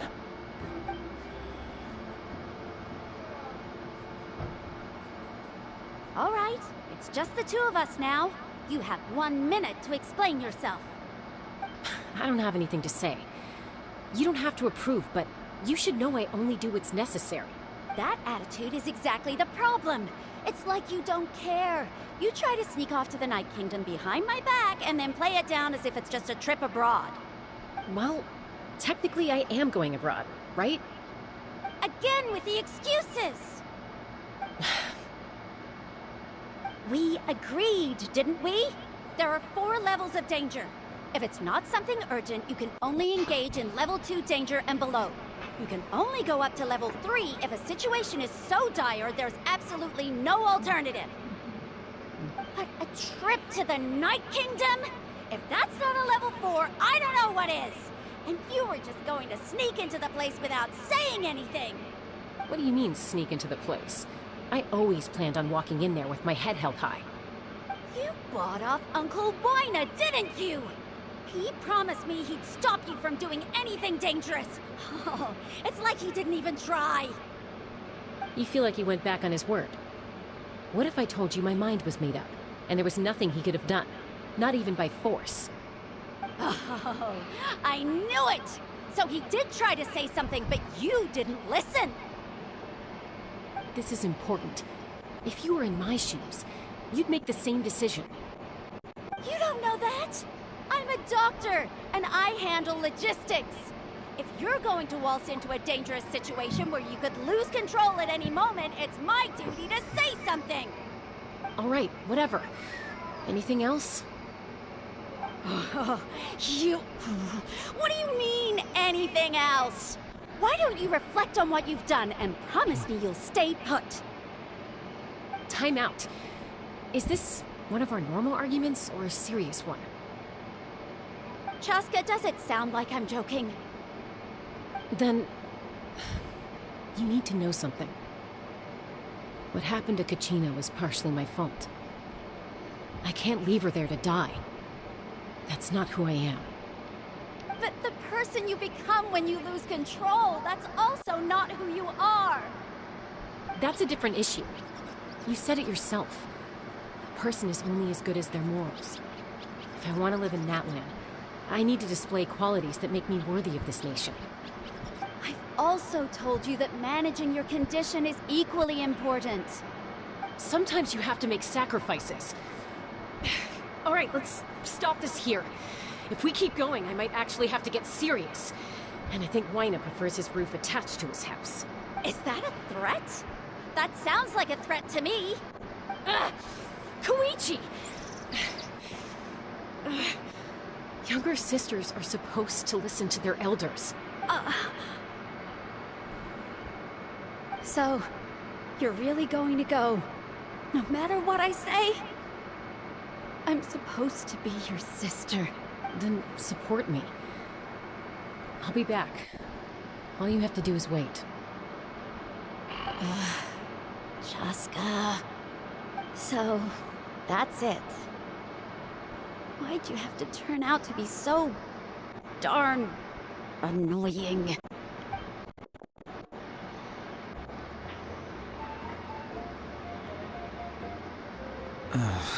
You two are something else. Something you wanted to say? I know you aren't related by blood, but you two sure are similar. Really? You know, I said that very thing to Koichi not too long ago, and she reacted the exact same way, down to the very tone of voice. It's not my place to get involved, but I will say this. Try to spend a little more time with your sister. You're tough kids. That doesn't mean you have to go it alone. Thank you. Anytime. All right. If you're done with the Spirit Speaker Stone, you might as well hand it over. According to Kinich, it's an important ceremonial artifact, so it'd be safer to keep it with me. About that... If only Tone Deaf Bard was here, he could have repaired it just like the Holy Liar. It might be in a few more pieces than you remember. Huh? Oh no. I see. Sounds like it was an urgent situation. If someone's life was on the line, then you had no choice.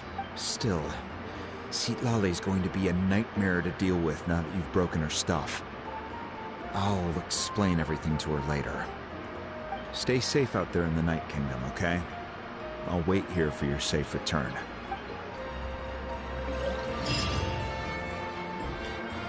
Oh. The doctor will see you now.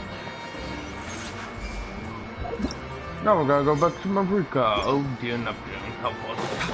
Whoa. And off we go.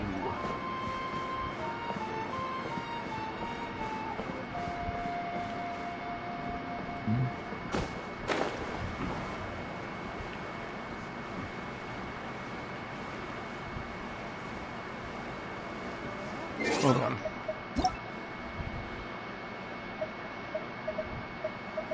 Oh. Oh, that's awesome.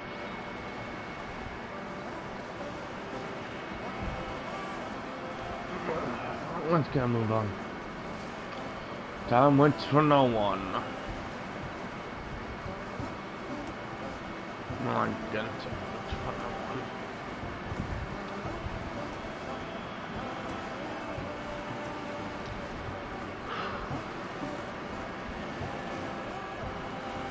I will say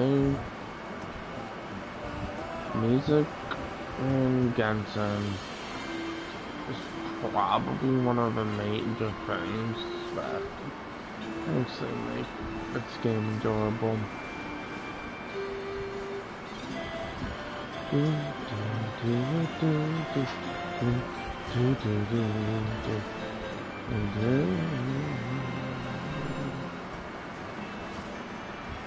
Yeah, we can fall.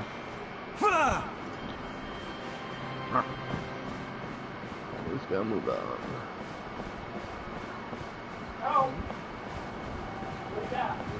Okay. Yeah, I just have to make sure neither one to make so now you can never tell will fall.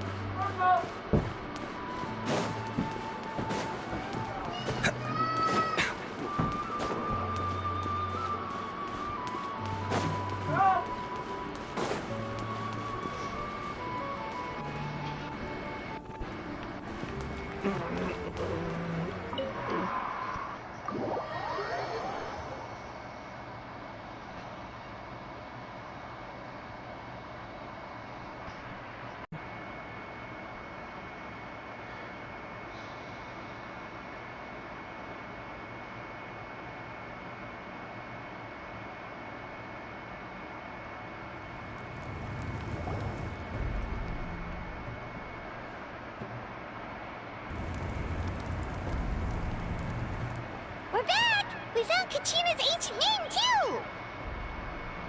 Well, it's fairly complicated. Let me give you the condensed version.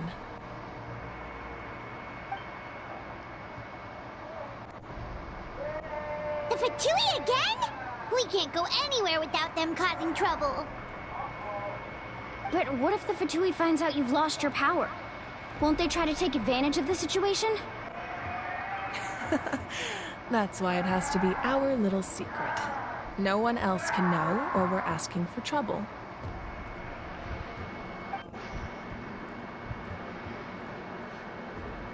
Look, I wish I could offer you some sort of consolation, but I won't lie to you. With multiple factions closing in, there's nothing comforting about the situation we're facing. Still, all you need to do is focus on your goal. You can leave the complicated matters to me. I can also step in on the Pyro Archon's behalf. There's a limit to what I can accomplish, but I'll help you however I can. There's no need to be so modest, Yan-san. Your incredible strength has long been a well-known fact. You're the pride of your tribe. Archon, I'm sorry about before. You have so much on your plate, so much that you have to worry about. But all I could do was focus on my own feelings. You have nothing to be sorry about. We all get overwhelmed by our emotions, myself included. Your reaction to Kachina's disappearance, I understand that feeling very well. Well, now that we have Kachina's ancient name, Let's go track her down. Follow me.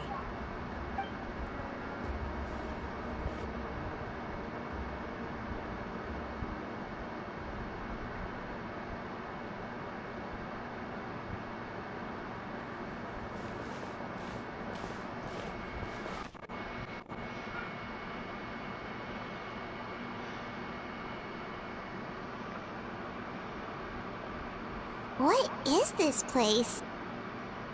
Hey, isn't that Atea's talisman? Good eye. This is where I store all the various mementos I've collected. Whoa. I've never seen this place before. There's so many things in here. It looks like there are items from every tribe. Collecting them must have taken a lot of effort. I suppose you could think of it as a hobby of sorts. In Natlan, everyone grows up listening to the stories of heroes, and physical items do a far better job of preserving those stories than our own memory. Now, I still have some preparations to make for the ceremony, so feel free to take a look around in the meantime. If you're curious about an item, I'm more than willing to tell you about its origins. All right, we'll have a look.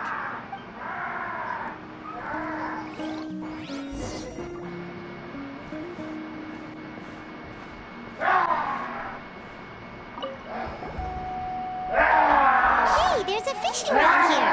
It must have belonged to the people of the springs. That's right. It belongs to a legendary fisherman named Matavaru. I have his entire set of fishing equipment, actually. He and I met in a tavern. He told me about a particular kind of giant fish and his meticulous plan to catch it. In his eyes, I saw a hunger and a strong fighting spirit. To him, the sea was the battlefield upon which he staked his honor. So, did he do it? The next time I saw him, he was covered in scars. It turned out the fish he sought had been corroded by the abyss. He managed to kill the fish, but sustained a serious injury in the process, which meant he could never go deep-sea fishing again. Can a fisherman claim victory if he fails to bring back his catch? That's what he asked me in the end. Well, Paimon thinks he won. That was my answer as well.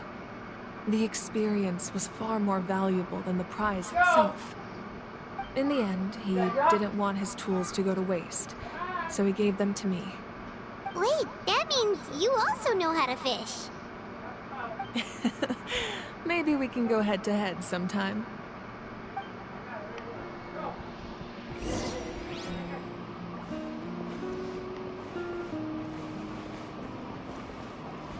This flower looks like it's thriving. You must be good at taking care of plants, Archon.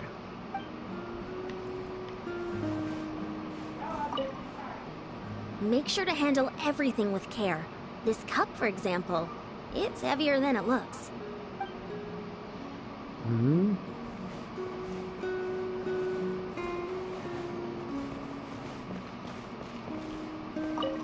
This fishing basket looks familiar.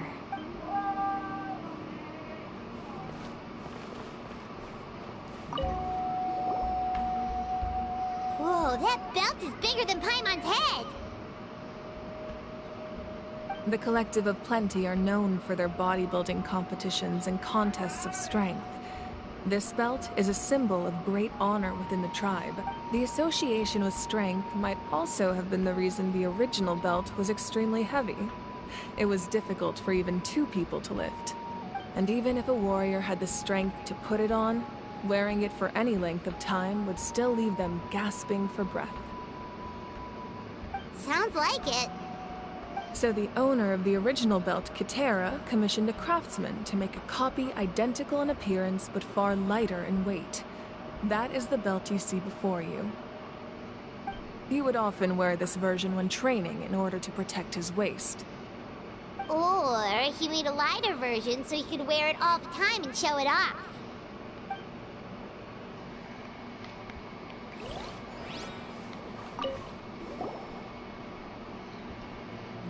There are so many jars and potions around here.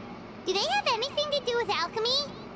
No, those belong to the Masters of the Night Wind. They're ceremonial tools used to amplify the ability to communicate with the Night Kingdom and the Wyab. Yamaya is an expert in this field, and she taught me a lot. Even though she appears stoic and serious, she actually has a keen sense of humor. The tools you see here are quite traditional. Her students found them outdated, so she passed them on to me. The contents of the jars aren't all that special. Oh, except the big jar in the middle. That's what you really wanted to give me. Ooh, must be something really cool. What's inside? Grape juice. Huh? It's quite tasty, although probably expired by now.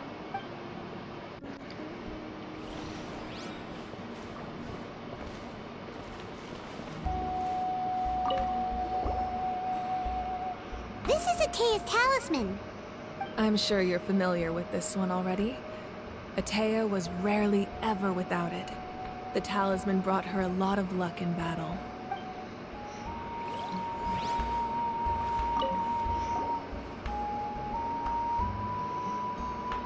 The powder still needs some time to settle, so let's wait a little longer. Well, what do you think of my collection? Do you feel like you have a better understanding of Natlan's culture now? Yeah! If each item represents a different story, seems like Natlan's really been through a lot. Does every item hold a special memory, just like Atea's talisman? That's right. The items in my collection actually serve a similar purpose to the ancient names passed down among the tribes. They demonstrate the true shape of time. The shape of time? Most people perceive time as a linear concept, almost like a straight line that can only move forward. We cannot change the past or predict the future. But there's also a different theory, one that I believe to be closer to the truth. Namely, that the past, present, and future all exist at once. At once? Paimon's not sure she understands. Let's say your journey ended right now. Thinking back on your experience in each nation, which one would you say was the most important? Exactly. Even at the end of your journey, the things you experienced along the way don't cease to exist.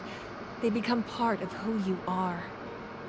Take out a portion of that journey, and you would likely make very different decisions, and eventually arrive at a very different destination. The future is the same way. It exists even though it has yet to come to pass. We just lack the means to perceive it. Of course, there are those with the power to foresee the future. They simply call it by a different name. Fate. You're quite familiar with that concept, I would imagine. That does kinda make sense. The future hasn't happened, but already exists. Humanity excels at living in the present, but too often we forget the past and neglect the future, while the pilgrimage and the Night Warden Wars lead us to a better future.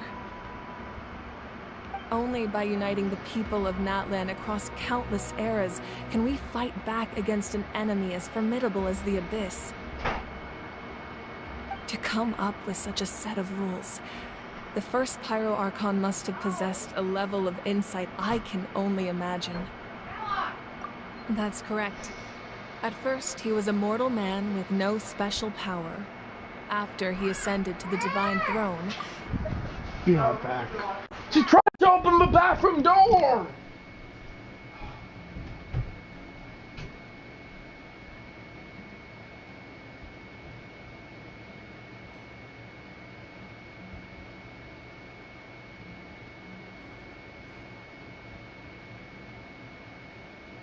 Where you going, Munchkin? Richie Poppy.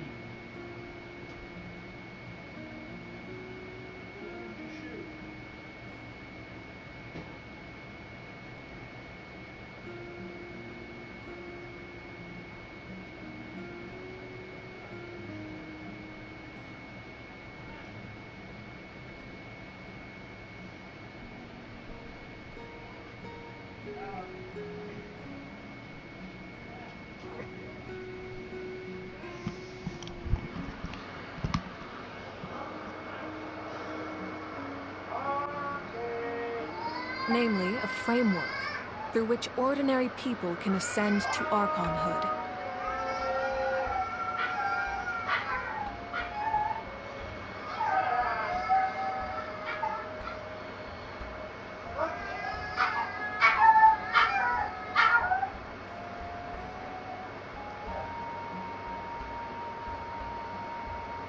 By holding the pilgrimage, we're able to determine the strongest among us. And when that person ascends to the divine throne, their inner flame will awaken. In addition, the sacred flame will grant them significant knowledge and memory of this land.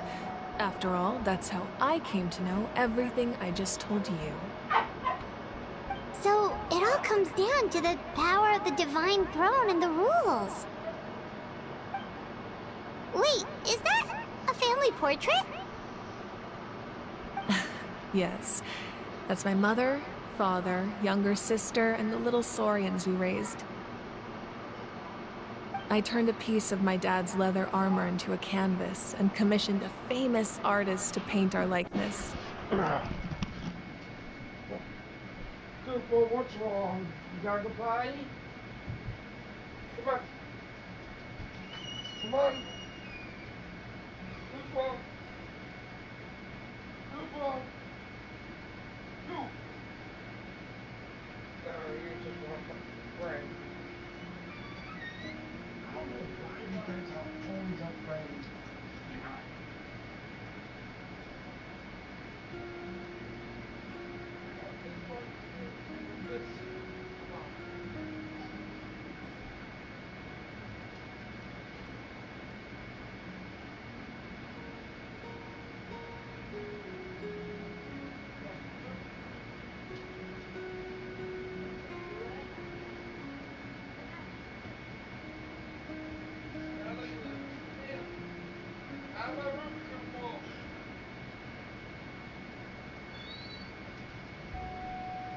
Stop! I fed you.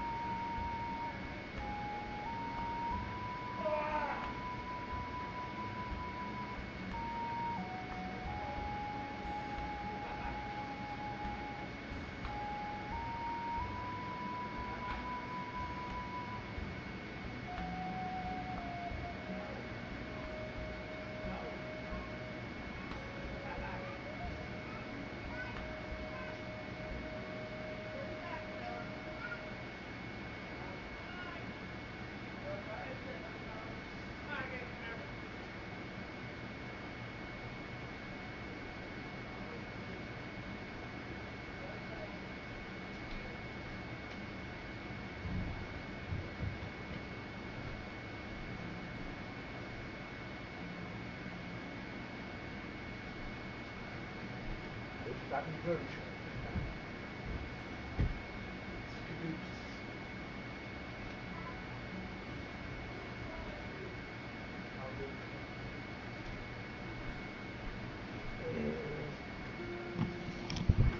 Okay. I'm back. Your sister is so cute! It looks like the two of you are really close. Paimon was having a hard time thinking of an Archon as an ordinary person, but seeing this portrait, it kind of makes sense now. It really doesn't look like there was anything special about you before. Oh, wait, is Paimon allowed to say that? A little late for that question, don't you think? Sorry! Paimon's so sorry! Paimon's mouth works faster than her brain sometimes!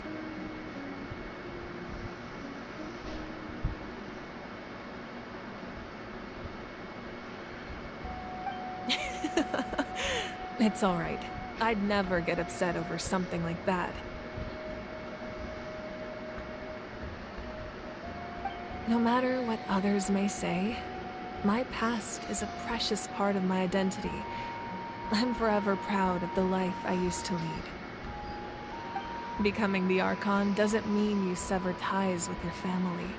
The position just comes with a lot of responsibilities, so it impacts how often you get to see them. my father made the most delicious stew, so my sister would often bring me a large pot of his cooking, and we would sit on a blanket and eat it together. One time, we didn't close the door securely, and the saurians you were raising ran into the room and knocked over the entire pot. My sister immediately burst into tears. The two troublemakers were going for the meat, but when they saw my sister's distress, they froze on the spot. I still remember the way they laid there, sulking like a pair of children, even after making such a mess. It was frustrating, but in the end, all I could do was comfort my sister and move on. Wow. Isn't that what being a family is all about? I think about that story a lot, actually. As the Archon, I made a vow to defend this nation, and experiences like that, they remind me exactly what I'm trying to protect.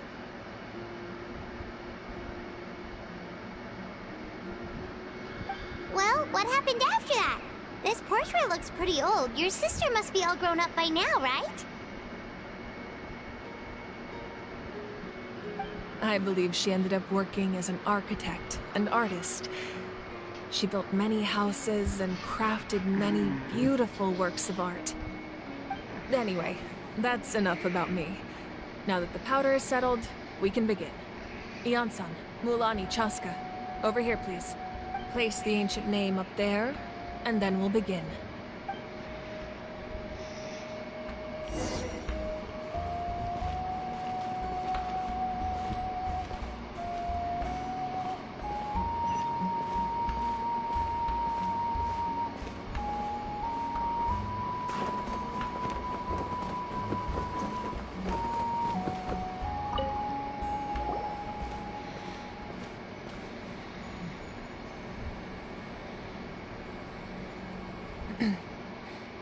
Surely as the echoes of life resound through heaven and earth, so too shall our stories remain eternal.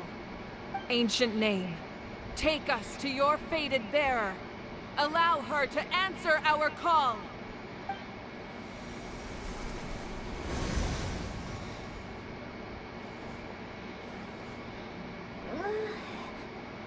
Am I hallucinating again?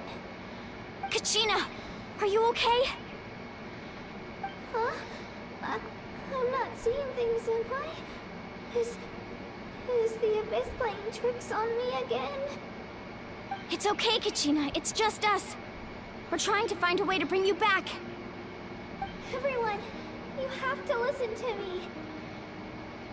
I've been investigating the Night Kingdom this entire time, and I figured out what's wrong. The Wyab is being affected by the Abyss. I was waiting for the Wyab to send me back, but then this really strong monster came in and it almost killed me. The Wyab saved me, even though its power is weakening, so I've been hiding from the monsters while trying to find a way to help. The Night Kingdom has become a huge mess, though. I keep hearing these awful sounds and seeing really horrible things. Don't listen to those sounds, Kachina.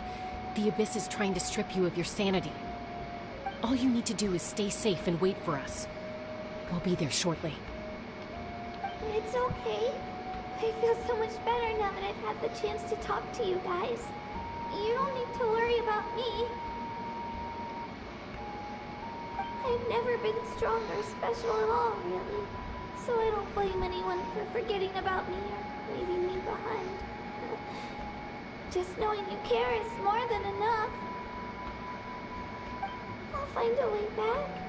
You don't have to put yourselves in danger to come rescue me. You're always like this, Kachina.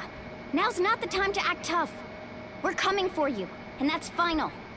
I don't know what lies the Abyss has been feeding you, but I'll tell you something right now. Nobody here sees you as a burden. You're a victor of the Night Warden Wars, a hero of Natlan. All you need to do is wait for us to rescue you, and you'll get all the applause and recognition you deserve.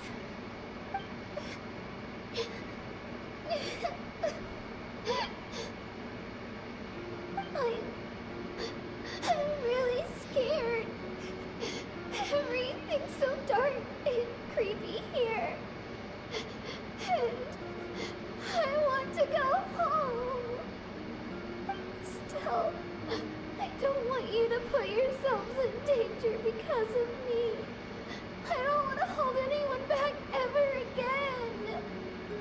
All you need to do is place your trust in us, just like you always have. No one fights alone. We're not leaving you behind. Not ever. Yeah, we're so close, we can't call it quits now!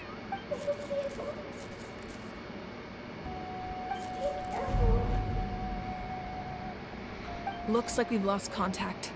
Now comes the most dangerous part. You have to traverse the Night Kingdom in your physical form.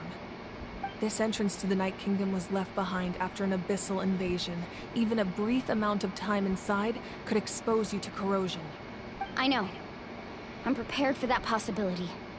All right. Then I wish you all the best. I'll tell Koichi to be ready just in case. She's very experienced in dealing with abyssal corruption. That face you just made. Don't tell me you two got into another argument. No, I just feel bad for creating more work for her.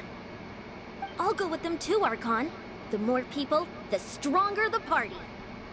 Thank you so much for your help, everyone. It really means a lot that you're willing to brave these dangers. Now that I've lost my power, I won't be able to provide much practical support. But I can still keep an eye on the situation from here. Eon-san, I know it's unlikely, but if you encounter a situation you can't handle... That won't happen. I hope not. Oh, joy. Going to the Night Kingdom.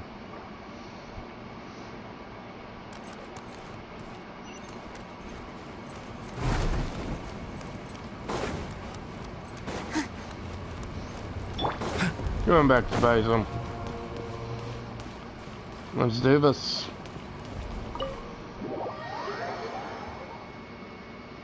Okay.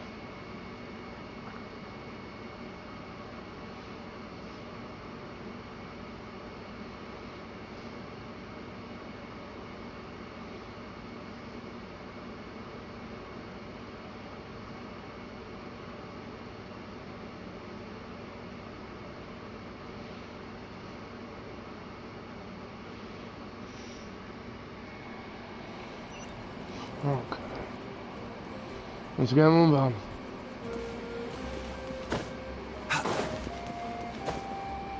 Time waits for no one.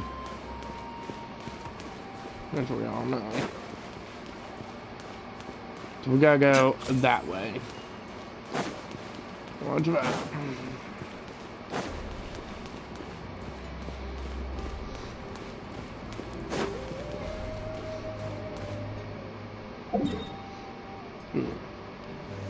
Judge by that wild. Right, here we go.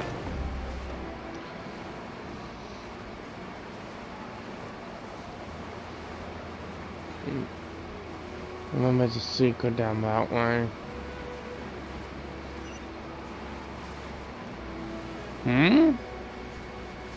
Hold on, guys. What do we have here?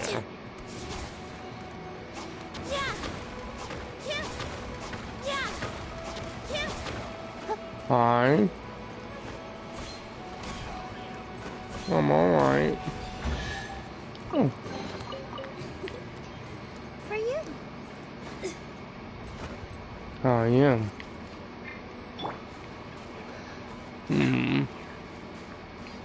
Well, time for me to go head forth into the final act of Viper, possibly. Recommended elements are Hydro and Pyro. So, with that in mind,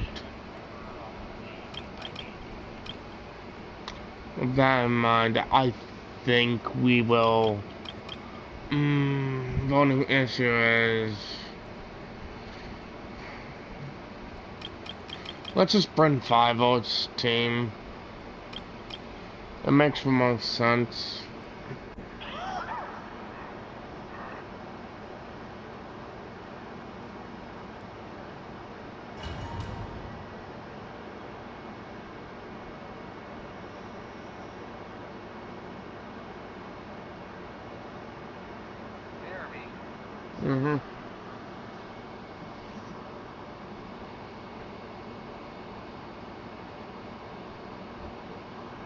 Alright. So we are without Yolan's halt. But we should be fine.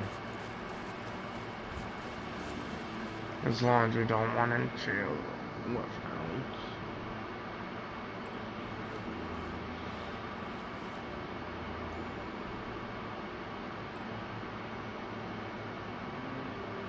So we're underneath Natlan right now? It looks nothing like Paimon was imagining. That's because in the distant past, Natlan was home to an incredibly advanced civilization ruled by dragons. Humans only established their own society after the fall of the dragons. So these are Saurian ruins?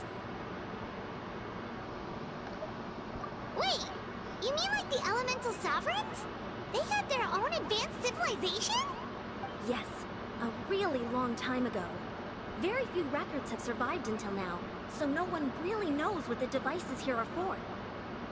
These ruins have been abandoned for a long time, but with the recent increase in Abyss activity, the installations around here have somehow been activated again.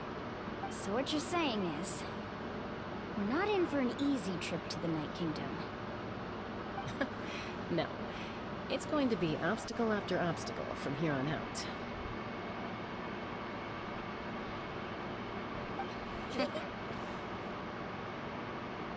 Hold on, blue screen.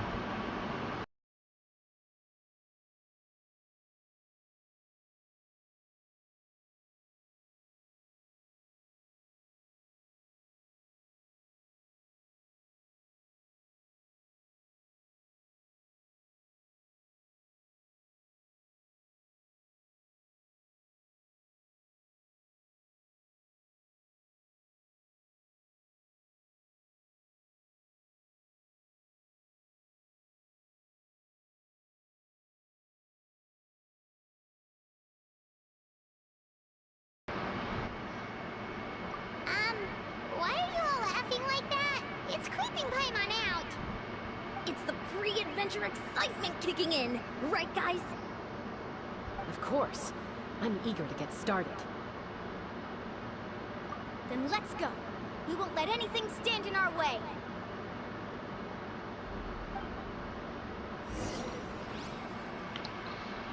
Okay.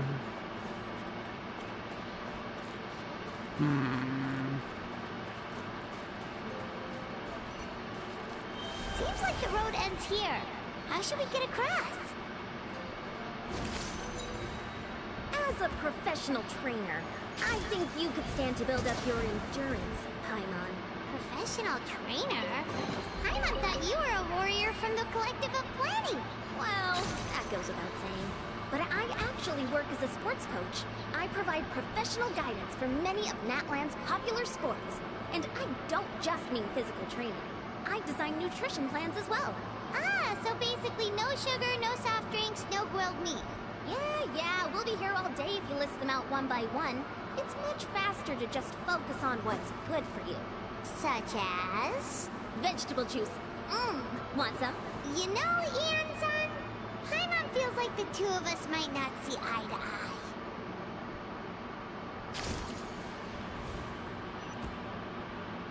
Hold on, guys.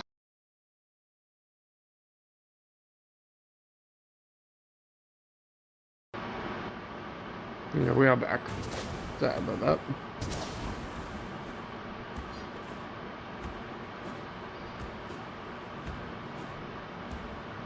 I'm just gonna go slow and steady. Those guys look familiar. We fought them before. Let's go. Show no mercy.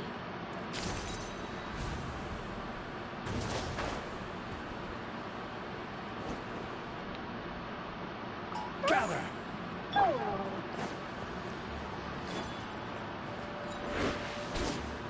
Laid bare. Here we go. Fallen leaves. Adorn.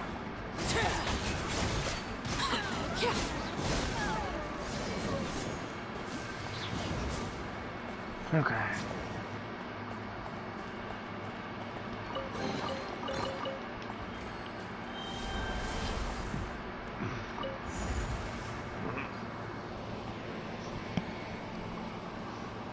Oh, place place we need to go seems really high up.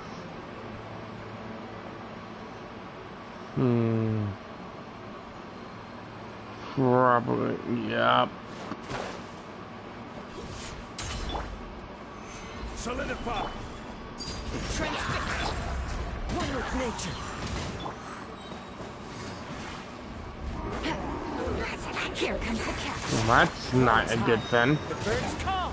The wind knows me.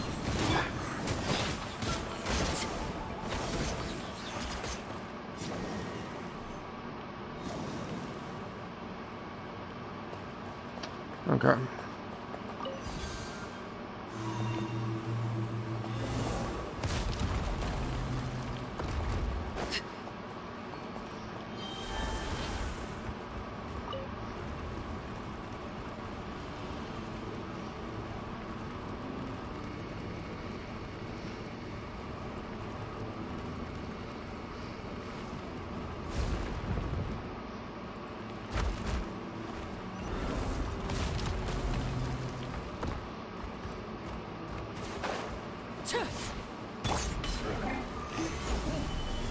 Look for salmon. One with nature. Busted. Nope, that's gonna have to get me involved. Gather. Time to go.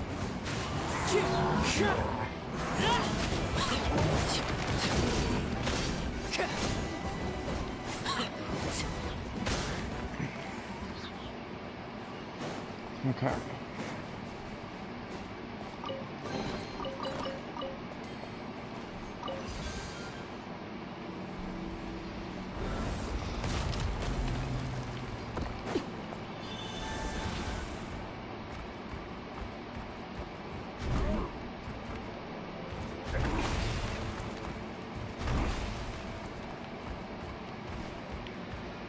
Okay. This is the final stretch. We just need to climb up, and we'll be there. Nothing to it. Easy for you to say.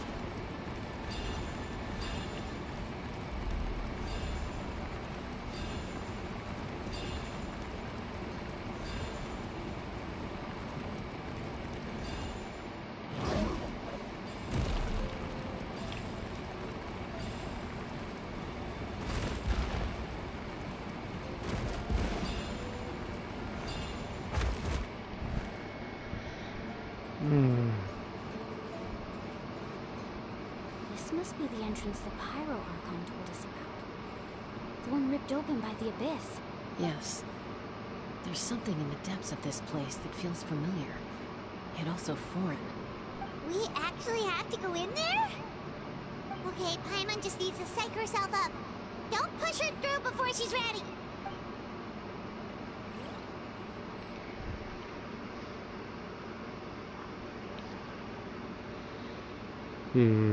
Interesting.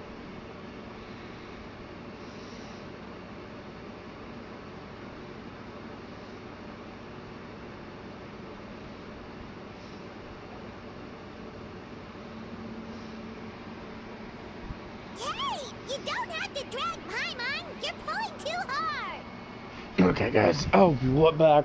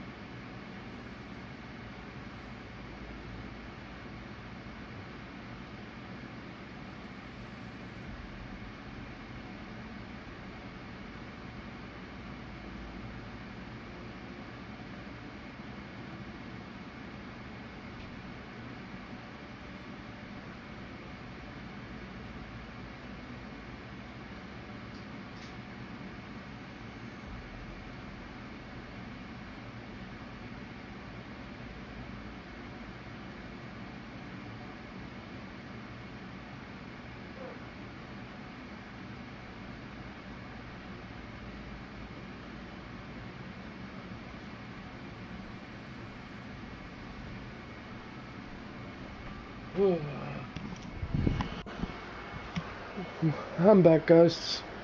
Sorry. Looks like we made it. This is the Night Kingdom. It looks so different from what I imagined in the stories. That overflow of energy is probably what trapped Kachina here in the first place. From this point forward, everything we know about the real world no longer applies. Anything can happen here. Paimon's more worried about how we're gonna make it out. We obviously can't go back the way we came. Do you see that patch of light on the ground? It's shining down from that fissure in the sky. Oh yeah, right in front of us. So that's coming from up there? Oh, it's so high up. Did we really fall that far down? Just like I said, our real-world knowledge doesn't apply here. We fell all this way, yet came out completely unscathed. If this was the real world, we'd have to climb our way back up to the entrance. But here, all we have to do is stand underneath the light and offer a prayer. That's it?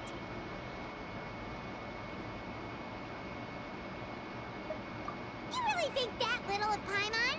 That's not even why Paimon asked!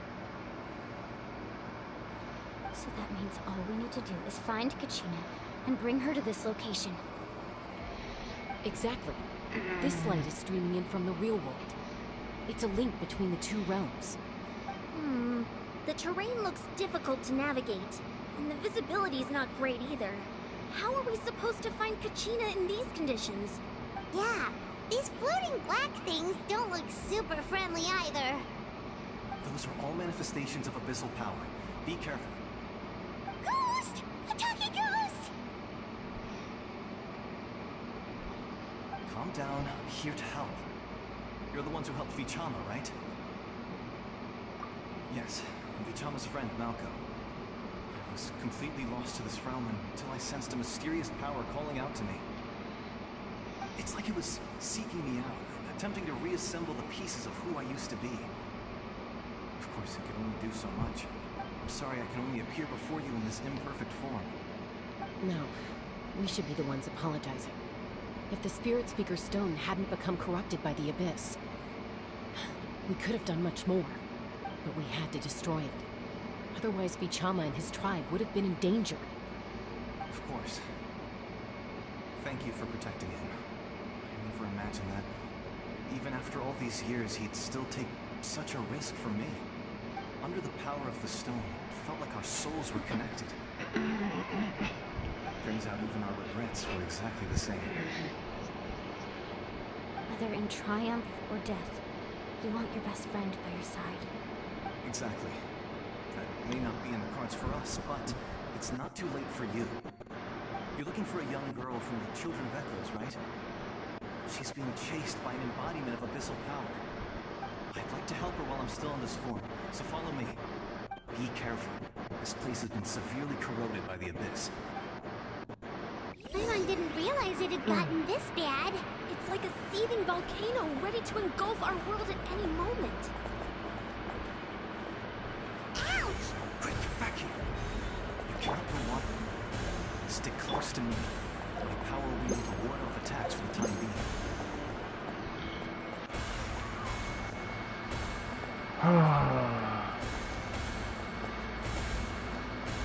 We'll keep this up.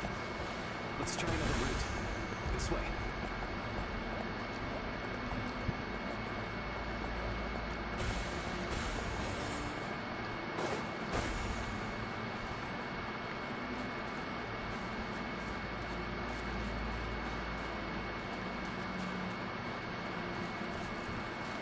Not good. More monsters. We shouldn't waste our time on them.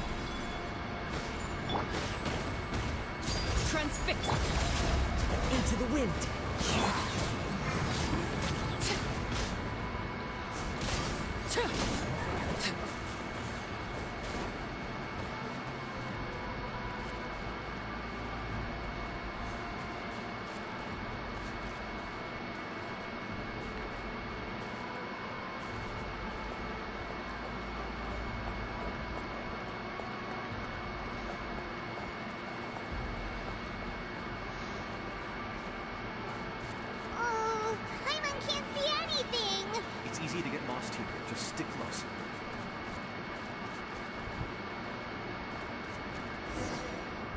Genshin.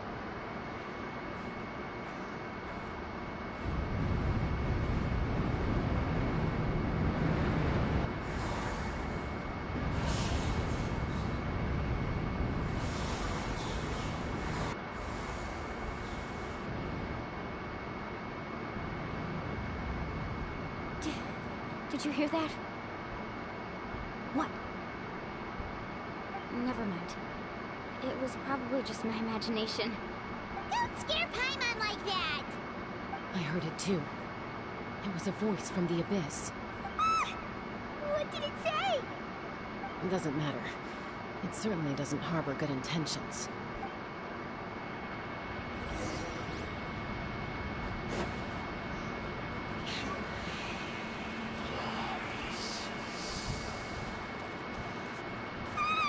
Paimon just heard it too!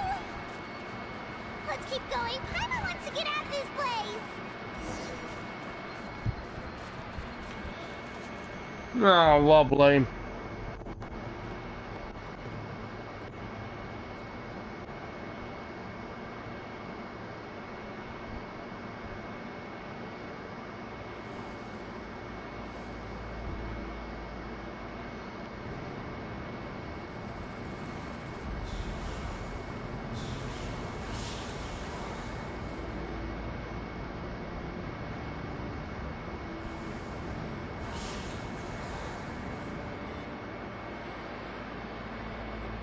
We're here, Kachina! Oh, honey! You made it! Looks like our reunion will have to wait until we take care of these monsters. Good idea. Let's go!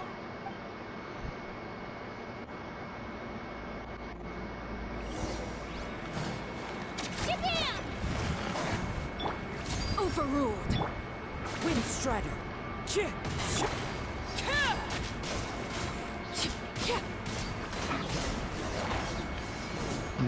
What pounds? You're here! You're finally here! Thank you so much! That monster can appear from anywhere. It almost caught me a bunch of times. The Y-Up's power helped keep me hidden, so I just tried to stay out of sight until you got here. Had a girl. You did so well. And most importantly, you weren't hurt. Should we start heading back then? Actually, I have a request. Will you come visit the Y-Up with me? I can't exactly put it into words, but something's wrong with the Ode of Resurrection. And I know it has something to do with the contamination from the Abyss. That was the Pyro Archon's theory as well. Everything we've seen here certainly seems to back it up. In the Night Kingdom, there are 6 main totem poles representing the Wyab of each tribe. You can think of them like the body of each Wyab. Additional totem poles, like the ones around here, serve as proxies to which the Wyab can extend their consciousness. There are countless proxies scattered around the Night Kingdom. Through them, the Wyab can extend their consciousness over the entire realm and track down souls no matter where they roam. But if a proxy were to become severely contaminated, then a soul could become lost within the Night Kingdom. Judging by the current situation, I don't think we're dealing with just one contaminated proxy. Even if we could drive back the abyssal power from one of them, that probably wouldn't even put a dent in the problem. Still, we can't just leave the Y-Up to suffer. It's protected me this whole time. I agree. We might even manage to draw out the monster that's been hunting Kachina. Getting rid of the monster might slow down the deterioration of the Night Kingdom.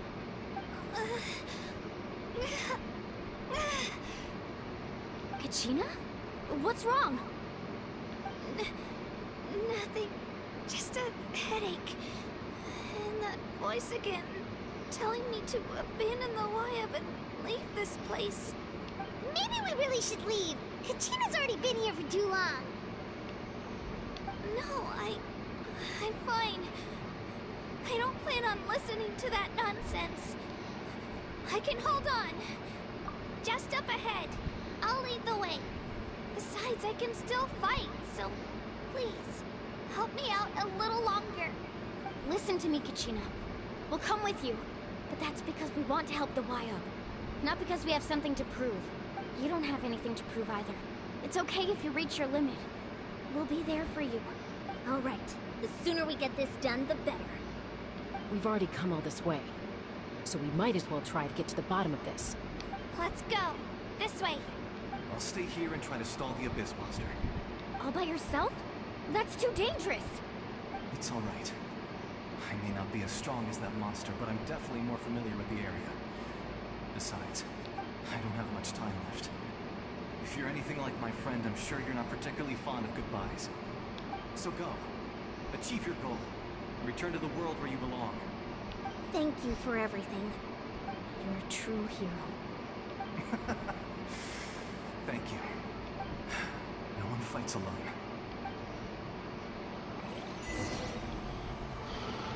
Okay. Does your head still hurt? Let me help you walk. I'm fine. You should know I'm made of stronger stuff than that. Let's go, Mom.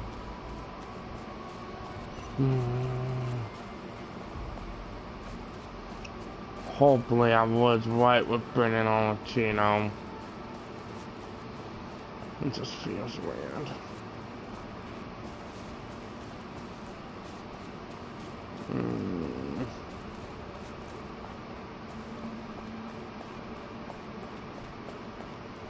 There's one contaminated thing. Wyab, I'm back. My friends and I are here to heal you. Wyab, can you hear me? Wyab? So we were right. The contamination is already too severe. It's preventing the Wyab from answering our calls. All right, get ready, everyone. Time to purge the abyssal energy from this place. Careful. We've got company. Already? You really think that puny soul could slow me down? Courage in the face of futility is pure folly. He tried to get in my way, so I disposed of him. You killed Malcolm? He would have dispersed with or without me. Rather than worrying about him, I would urge you to focus on yourself. You may have defeated others of my kind in the past, but underestimate me now, and it will be to your peril. No, the power of the Abyss is intoxicating. The destruction it seeks captivates like a masterful work of art. I strive only for the opportunity to see it up close. I thought this naive little girl was an exception, but it turns out humanity is full of lambs willing to offer themselves up to the slaughter. That is the tragedy of your short lives. You understand nothing of all-encompassing power. Ancient names, pride, friendship, all empty ideas invented to give you a false sense of self-worth. They possess no power at all. The Pyro Archon created those grandiose ideals out of pure selfishness. Anything to avoid sharing power. Anything to avoid handing over the primordial gift to ordinary people like you. Don't believe me? Then ask yourself, why is the Pyro Archon strong beyond measure, while you, Kachina, remain so pathetically weak?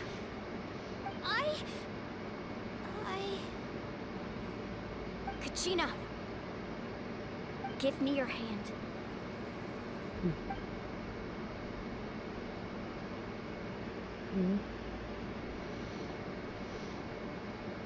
Feel that?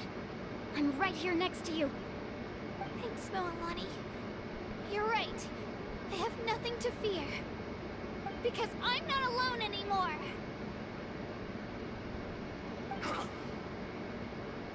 You're right.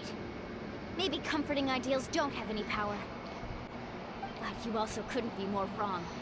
You've never had to work for your own strength, so you will never understand the true source of our power. What? The courage we have to stand before you and not back down?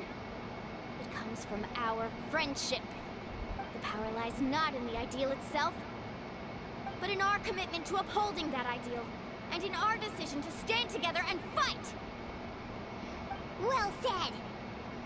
Let's go, Kachina. It shouldn't take more than 2 of us to handle an enemy like this. Sorry in advance, but you deserve what's coming to you! There aren't many in Natlan who can beat us when we're together.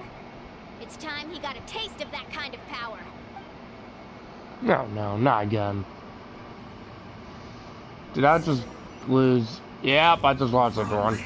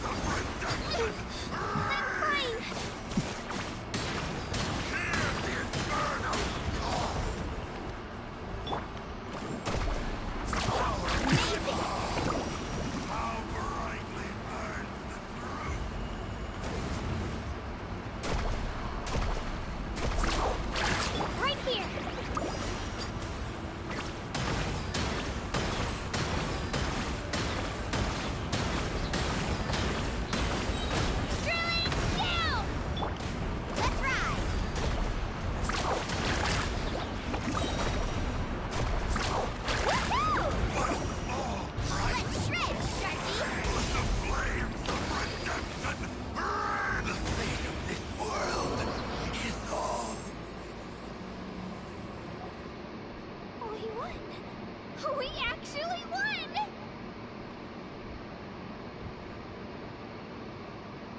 That's what he gets for underestimating you two. Fantastic work, Kachina! Absolutely fantastic! This makes me so unbelievably happy. I'm happy too, Moalani. Together we really are unstoppable! Huh? What's happening?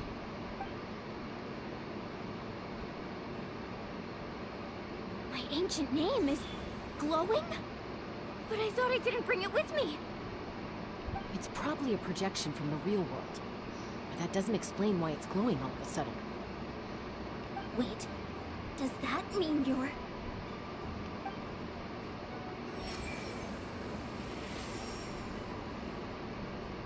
That was a bold move, diving headfirst into the fire to save your friend, especially in a place so overrun with abyssal corruption. Still, seeing you pull it off was really something. Everything you said was exactly right. As isolated individuals, we stand no chance against the power of the Abyss. It took years' worth of scars, and lots of unnecessary suffering for me to understand that for myself. The Pyro Archon's plan will unite us as one. Everyone has a part to play. Only then will we have the power to defeat the strongest of foes. Who are you? Tupac, a warrior from the people of the Springs. I fought against the Abyss during the invasion 500 years ago. I've heard that name before. You were the giant who saved all of Natlan. Since you were able to awaken my words from your ancient name, that means you have fully embodied the aspirations of the Wild. Under the name Umoja, you shall unite the tribes and save Natlan from its impending doom. Me? As long as blood still runs through your veins, even the tiniest spark of steel against stone can ignite a flame. Its blaze will become one with our vision for Natlan. Even amid everlasting darkness, our bonds remain eternal.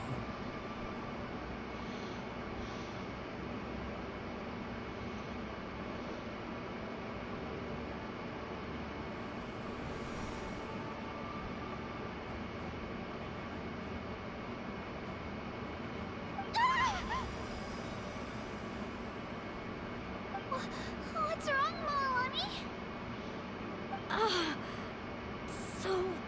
many memories. My brain was just flooded with everything he once knew. So that's what happened. What do you mean? Did you just figure something out? 500 years ago, they foresaw the very crisis we're facing now. Efforts to save Natlan started all the way back then. We can go over the details once we get back. We shouldn't linger here longer than we have to. I know bits and pieces, but I had no idea Mualani was also part of the plan. This sounds like something that's going to need a lot of explaining. Let's focus on saving the Wyatt first.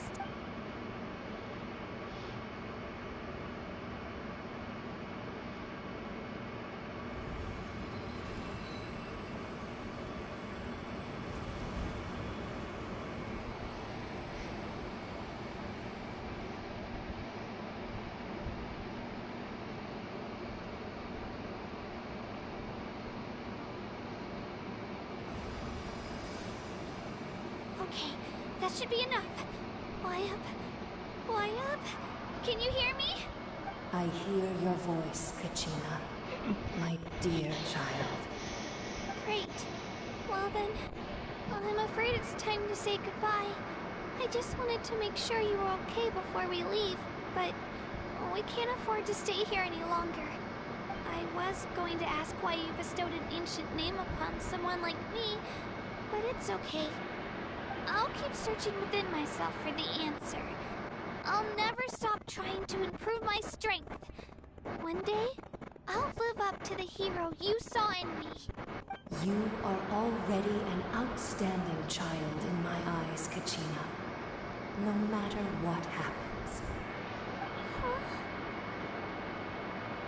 You are all my most beloved children. It has always been my honor to protect and nurture you. Your ancient name is just that. A name. Much like your parents chose to name you Kachina, I also gave you a name, but it need not define you. Focus on who you want to be. You are already worthy of your name. Now, you need only devote yourself to becoming a better you. The story of your ancient name is for you to continue. Just like your parents, my love for you will never change. No matter what the future holds.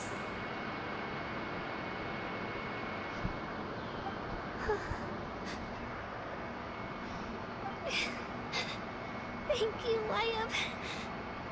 It gladdens me to see the Pyro Archon's plan move another step towards completion. But it is time for you to leave this place. The situation here is getting worse. Go now, my children. Save Natlan on behalf of all you hold dear. I know we've never met before, Wyatt, but I just wanted to say thank you for encouraging Kachina. It was exactly what she needed to hear. Whoa! What's going on? An earthquake? We're out of time. It's the power of the Abyss. Quick, we need to run!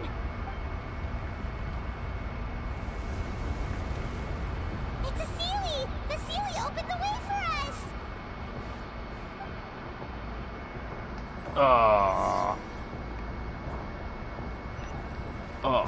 Run. Run.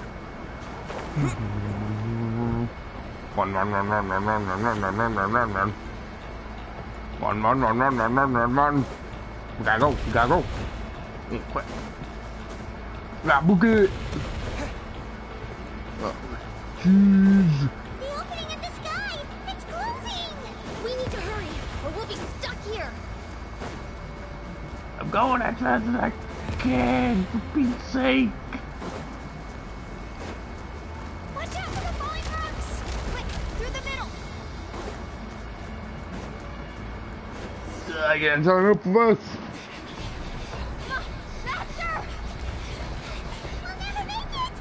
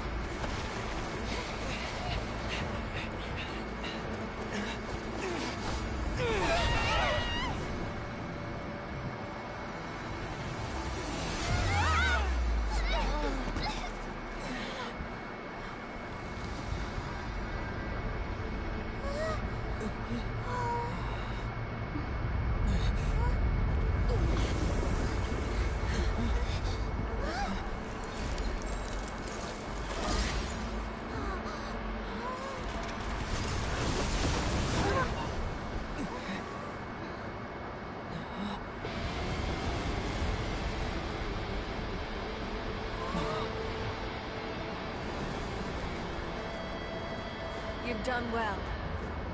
Now come home.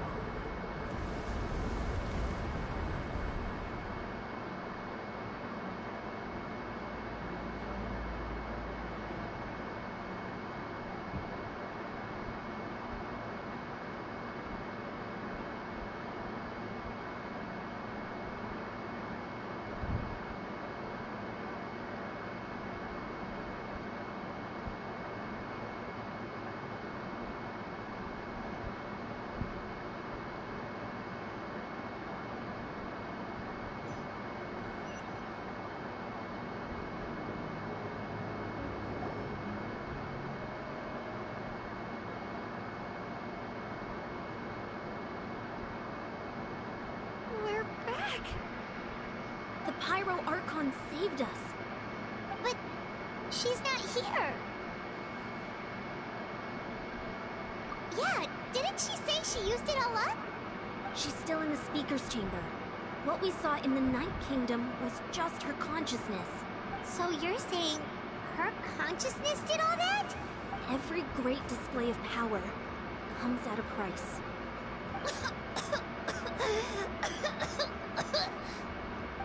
You must feel terrible, Kachina. Just hold on. We'll get you to a doctor soon. Let's get back to the stadium.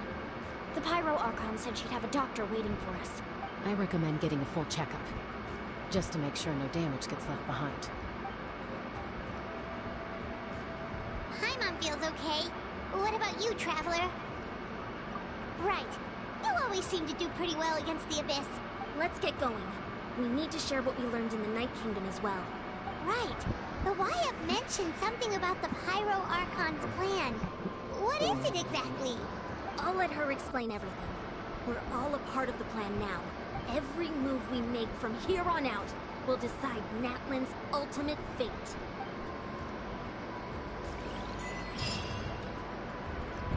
Well then.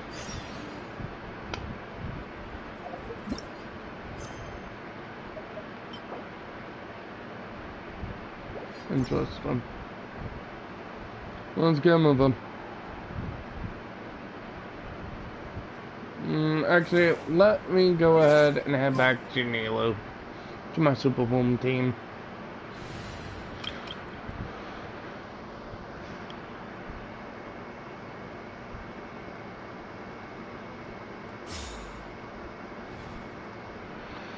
Come in, Doctor. You are required.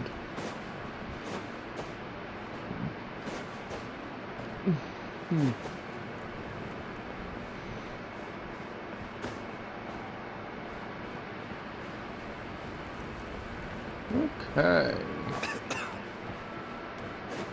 This is a very long part of Archon. But again, I did take multiple breaks. We are gonna use Yolande to get over here quickly. Take it easy. I believe we can enter. No, we. Okay.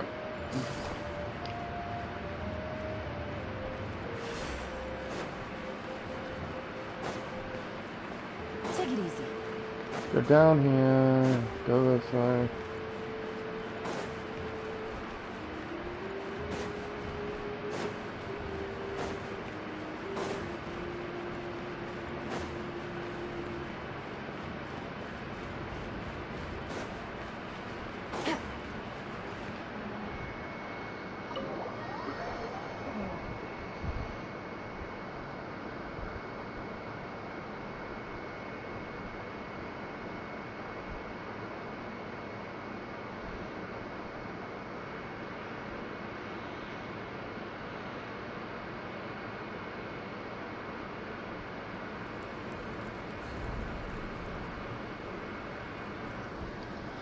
Okay.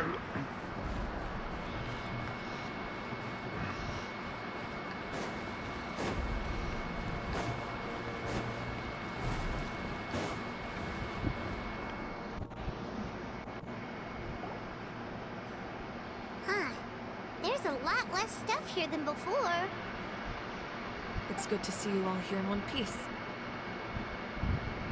I know you must have a lot of questions, but let Koichi check you over first. It's best not to let any lingering effects of the Abyss go untreated. Thank goodness you made it back. I came here as soon as the Pyro Archon told me about your plan. Take a seat, everybody. I'll examine you one by one.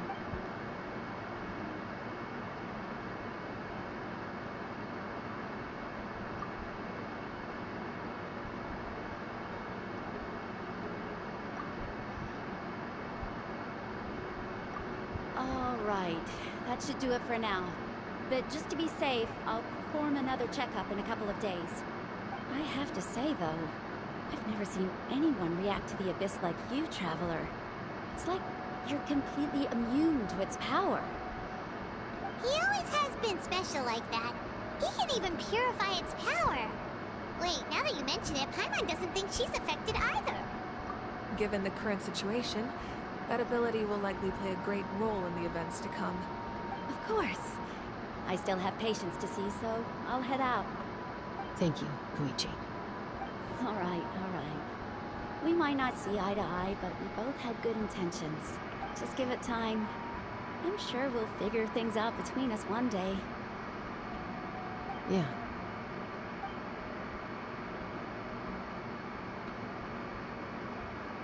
All right. There's so much to discuss, I don't even know where to begin. You've seen it for yourselves now. The devastation in the Night Kingdom. I'll get straight to the point. Natlan is on the verge of destruction. It's very possible our nation has less than a year before total devastation. Huh? No. That can't be true, can it? That's right. But I've only ever disclosed that fact to the handful of people working with me to save this nation. Our looming destruction is not a recent development, but the inevitable conclusion of the disaster the Abyss initiated 500 years ago. Ruani told us a little bit about that. 500 years ago, all the nations of Teyvat were invaded by the Abyss. Unlike the other nations, Natlan never had stable and deep-rooted ley lines, so we suffered the worst of the invasion. The battle against the Abyss was exceedingly long and brutal. In the end, victory came at the cost of our civilization and countless lives. Even then, it took centuries of solving the disasters caused by the Abyss to finally achieve the peace we know today. And still, this is but a superficial victory. The forces of the Abyss have merely been driven back underground. Their threat to Natlan remains as real as ever. I'd never have guessed. The problems plaguing the Night Kingdom are all the more complicated because that realm is essentially functioning as Natlan's ley lines. Immediately after the war, our calculations estimated that we would have a maximum of 500 years before the Night Kingdom was completely lost to the Abyss. But at that time, we were a nation of the destitute. Our people no longer believed in victory, nor did they hold hope for the future. Our civilization was dying, our faith crumbling, and the line of power passed down from the Wyad nearly severed. If we didn't bring the nation back together, it would be foolish to even dream of defeating the Abyss in the future. So, the Archon had a long and involved discussion with the heroes of each tribe, and finally came up with a 500-year-long plan to save Natlan. So that's what happened. After finding Kachina, I encountered a strange figure who gave me a series of new memories. Since the plan was mentioned in those memories, I guess I've been chosen to play an important role in it. But there's still something I don't understand. Those memories showed me the Pyro Archon from back then. And it was you. Huh? But that doesn't make any sense. The Pyro Archon is supposed to be human. It's impossible for a human to live that long. That's right. The hardest thing for humans to overcome has always been time. Or rather, the natural limitations of our lifespan. A god can extend a human's life by using a certain amount of divine power, or subjecting them to a curse. But As we all know, Natlan doesn't have gods like that. We can only rely on our own methods. A human life is like a flame destined to be extinguished. 500 years ago, I placed my life within the sacred flame. Only by dying before my time could I have the chance to wake up again. So, in other words, this is your second life? Yes. We only managed to defeat the Abyss all those years ago because the tribes came together as one. If the Natlan of the future was to have a fighting chance, the Pyro Archons that came after the war had to rebuild the decimated tribes. Hold on, guys. I have to let dog out and help. Koopa! Come on!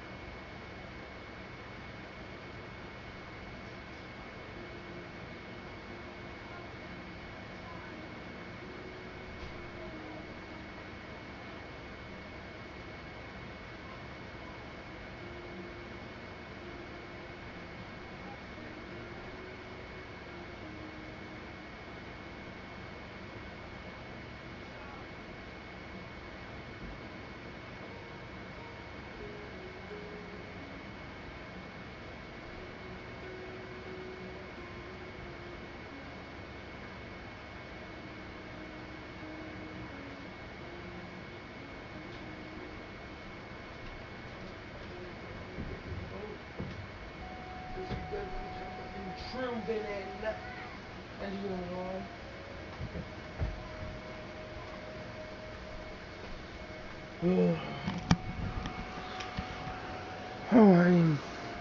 The goal was to reunite the people and restore the strength of each tribe's Wayab.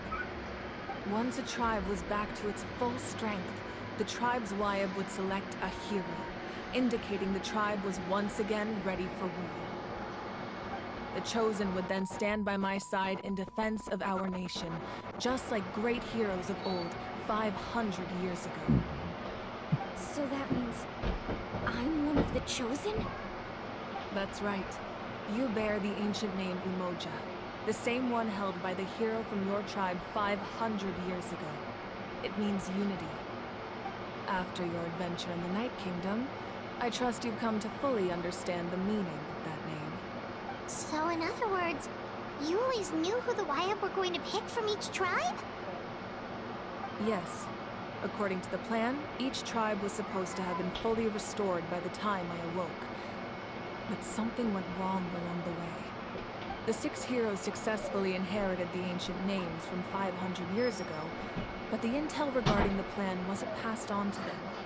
Once again, it comes down to the deterioration of the Night Kingdom. Communication between the Sacred Flame and the Wayab has been blocked. Just like how the Ode of Resurrection failed to bring Kachina back.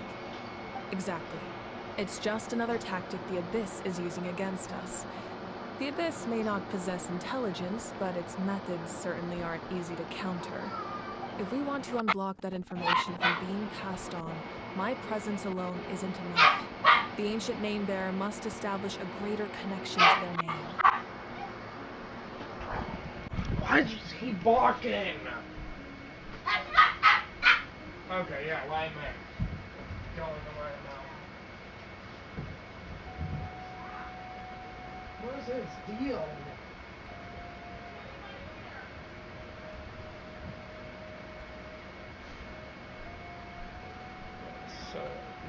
So, I tried my best to help them from the sidelines. Currently, Shilonen of the Children of Echoes, Kinich of the Scions of the Canopy, and Iansan of the Collective of Plenty have all been acknowledged by their names. During your adventure, you too earned the acknowledgement of your Wyatt, Mualani. In the process, you gained the memories stored within your name. But we have less than a year! Yes, but we have no choice. We cannot start the plan until all the heroes have been gathered. That's also why I haven't been able to take action despite the urgency of the situation.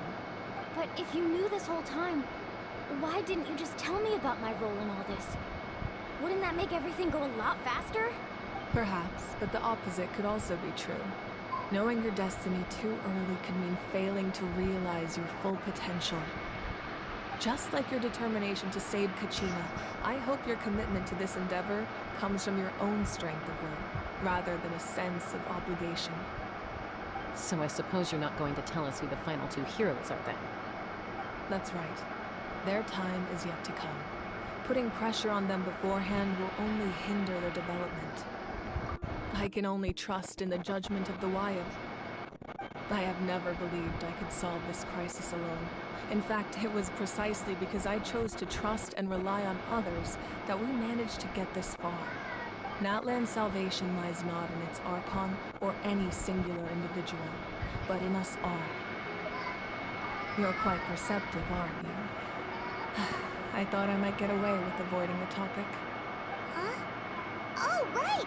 All of the stuff you stored here before, where did it all go?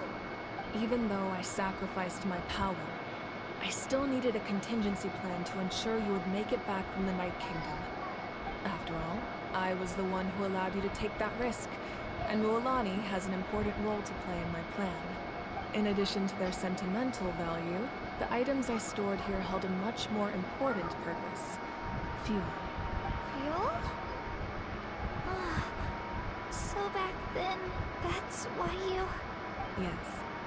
The stories embodied by those items are certainly important, but there's an even more significant trait they all share. Every item belonged to a hero of Natlan. Over time, they became imbued with a certain amount of contending fire from being carried in battle.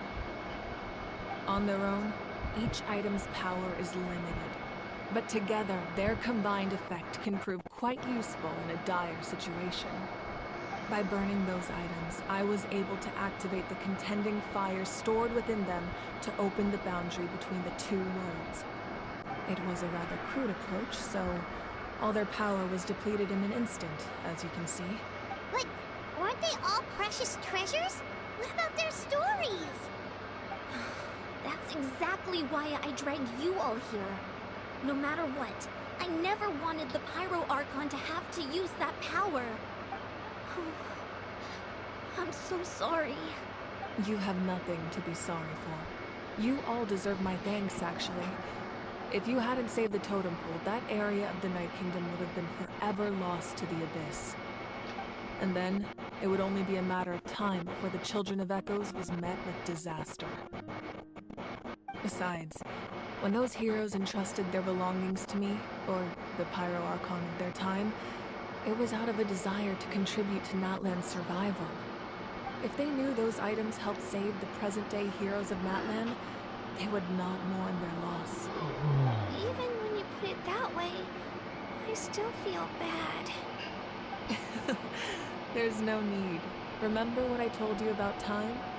The people and the events of the past are never truly lost to us. We simply carry them with us in a different form. In that sense, we didn't lose anything at all. If you still have regrets, let them fuel your resolve in the battles to come.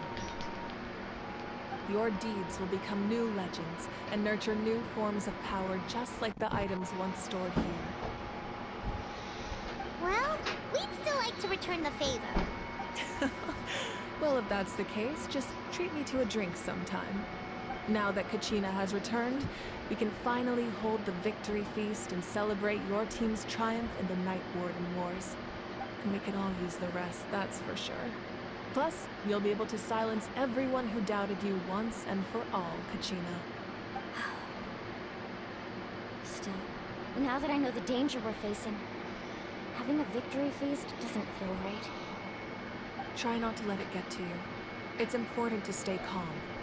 Worrying about it will only affect your judgment. All right. You should head out. I'll join you in a bit.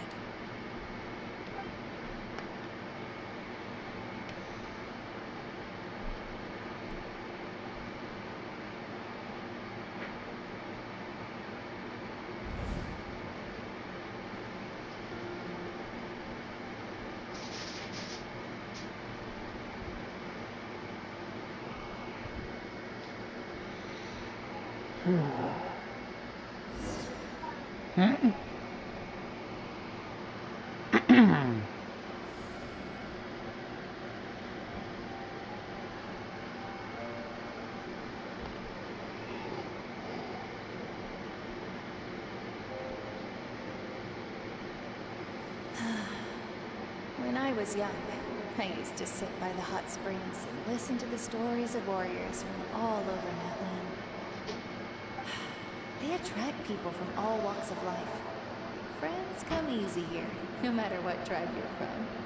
The people of the springs have never claimed the hot springs as their own private property. They are there to bring all hot spring buddies together. It's been really nice seeing the children of my tribe get older.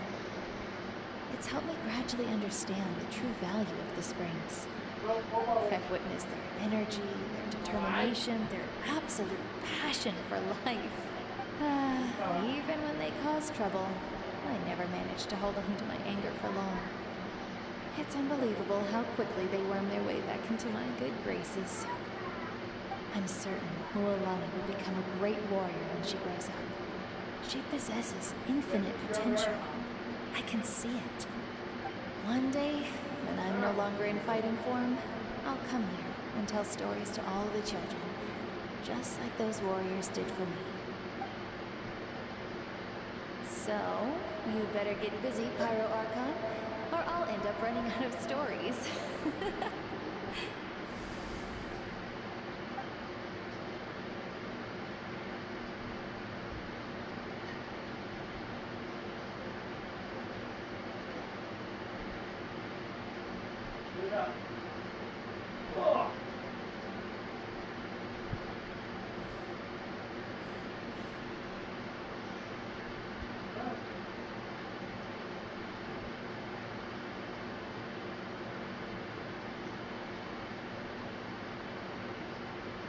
Our nation is engulfed in darkness. Our tribes stand divided, and yet you promise victory in the distant future. The Abyss is a cunning enemy, one that I faced in battle many times. Were that not the case, I would never understand exercising this degree of caution. My rage will never know absolution, and my power will no longer aid you in victory. But you came to me because you knew you could convince me with just a single sentence. I understand your choice. The heroes of today will forge the path ahead with blood and fire. Just remember to earn us the victory we're owed. Otherwise, rest assured, I'll find a way to collect the debt. For Natlan.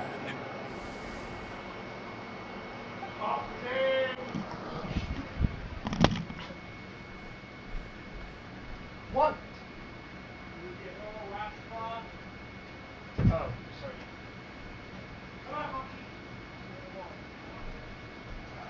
So, you're gonna head 500 years in the future to serve as the Pyro Archon again?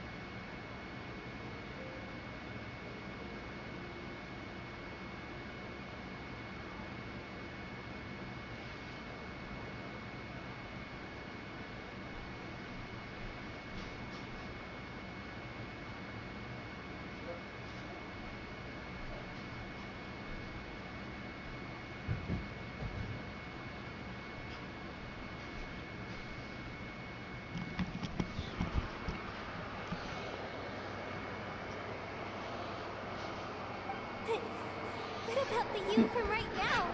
You're just gonna die? You can't ask her those questions and expect her to answer, my dear. The decision is hers to make, and she deserves our support. We will do everything we can to rebuild the tribes. Don't you worry. Even across time, we will all do our part to fight for Natlan's future. Yeah, Mom's right. We'll always believe in you, sis. Oh, seriously though, Dad should be here. Where is he? I imagine he didn't know what to say, so he chose not to come at all. Don't take it to heart, my dear. That's just who he is. Just remember, no matter what happens in the future, we will always love you.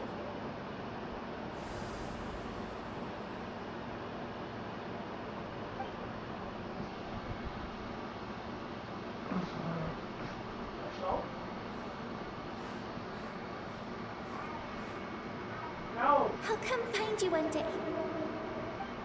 I know I can't live that long, but I'll think of something. There has to be a way for us to meet again one day.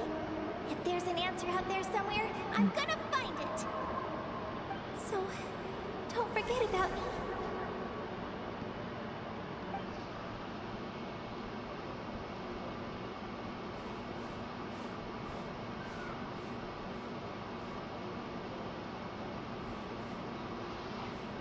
If that's your decision, then you have my full support, Archon. May our children live to see such a lovely son. For Natlan! No one fights alone.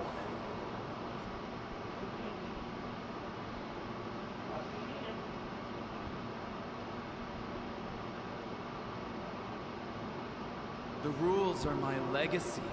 They shall grant us the strength to overcome the next tragedy. War forged the 6 tribes, taught us how to fight, instilled in us what it means to love. Who will be the one to bring this to an end?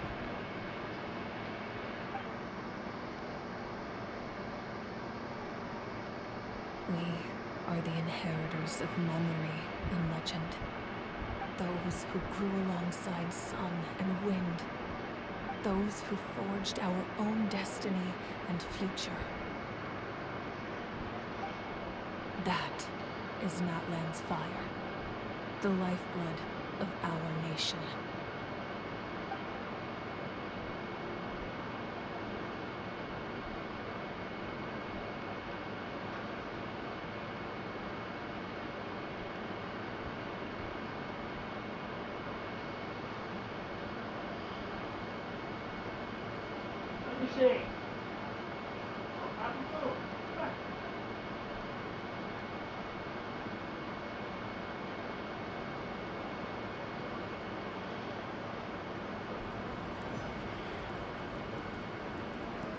Huh?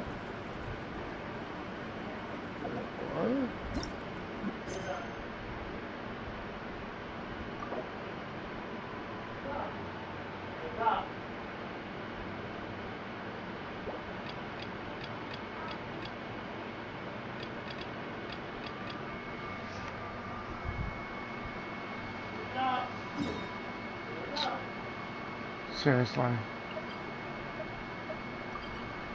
I'm not too close.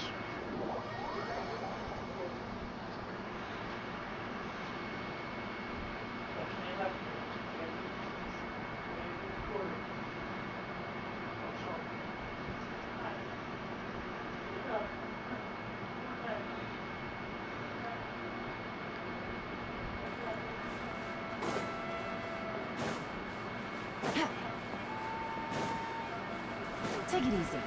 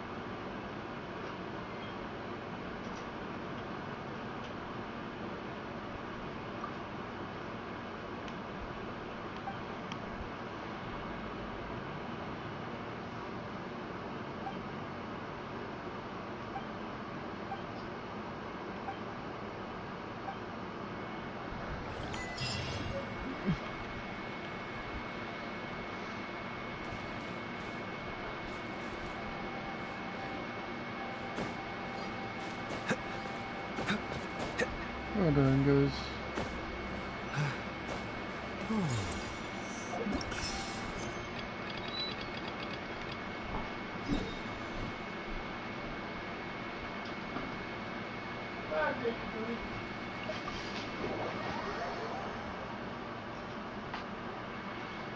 Now.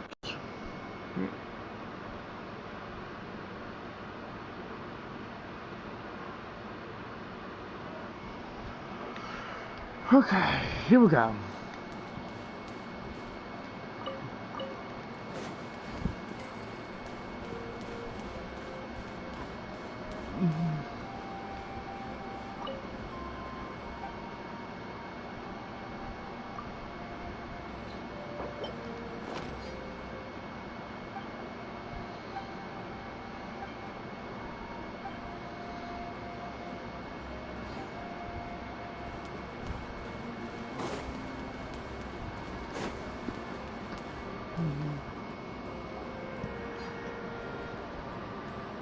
Hey, Koichi! You here for the victory feast too? Oh, no. I knew Chaska would be here, so I just came to deliver some medicine. I was about to leave, actually. It's not that I don't want to celebrate Kachina and the others. I'm so glad she made it back. It's just... well, I'll make things awkward if I'm around my sister right now. Ah, well, you two had a fight, so Paimon can understand. She didn't cause any trouble during your trip, right? Yeah, she was super helpful. She gave us a lot of useful information about the Abyss. That's good. That's all I needed to know. Is there a reason you asked? You were pretty outspoken when we first met, but now it's like you're holding something back.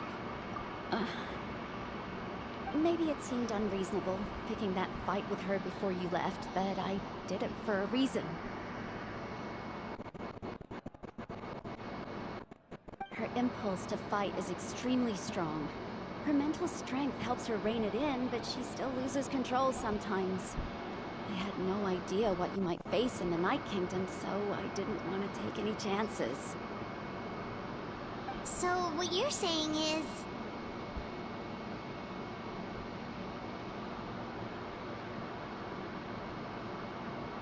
Okay, so maybe it sounds a little stupid, but it works pretty well. It helps her keep her cool for a little while, at least.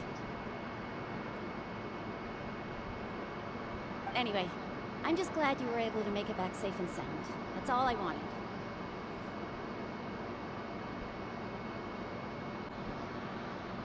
What?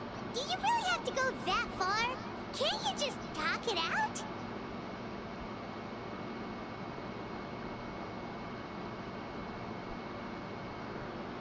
No way.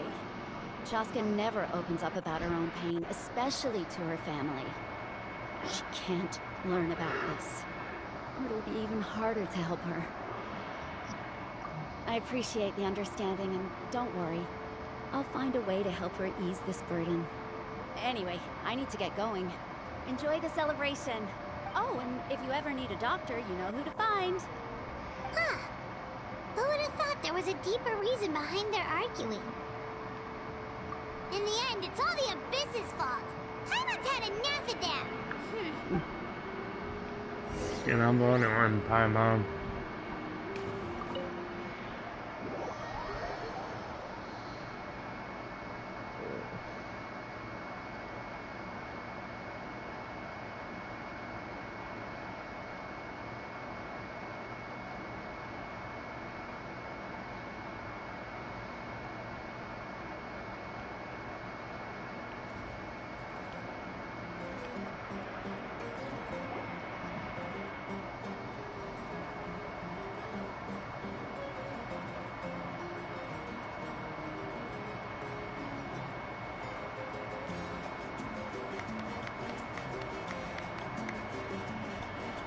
Let's give a huge round of applause to our brave young warrior, Kachina!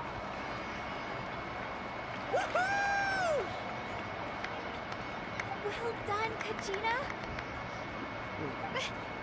Thank you, everyone. I'm so glad I finally made it. I always knew you could do it. With so much potential at your age, you have a great future ahead of you. You're one to talk. Don't think I didn't know you were the first person to abandon your team. I'll be dealing with you when we get back. I had no choice. My friend invited me. I couldn't just say no. Oh, really? So you weren't just trying to get ahead in the first round? I wasn't, I swear. I just happened to find that bearer injured in the wild, so I stopped to bandage his wounds. When he insisted on repaying the favor, what was I supposed to do? I'm just one person. I figured Kachina would have no trouble replacing me. But the fact of the matter is that after your departure, everyone else started thinking about swapping teams too. I'm really sorry, Kachina. It was wrong of us to abandon you like that. It's amazing that you still made it all the way through to the Night Warden Wars. That's the highest honor. So, what about you guys? Did you make it far? Our team captain drank too much the night before the competition and turned up late to the stadium on the day. We got disqualified. Serves you all right. No sympathy from me. Alright. There's no need to be like that, Uncle Pakal. Dear friends, I'd like to say a few words. Firstly, I'm grateful to my friends and our great archon for helping to bring me back. This traveler and his companion Paimon are some of the strongest people I've ever met. If they were allowed to participate in the pilgrimage, I have no doubt that they'd win the whole thing.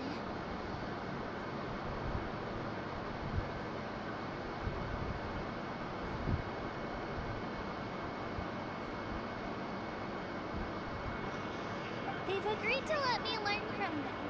With their help, I believe I can become even stronger still. And let's not forget my good friends, Moalani, Chaska, Kanich, and Ayan-san. They all helped the Traveler and Paimon figure out a way to bring me back from the Night Kingdom. They too deserve to be called our heroes, so please give another round of applause for them. Thank you so much.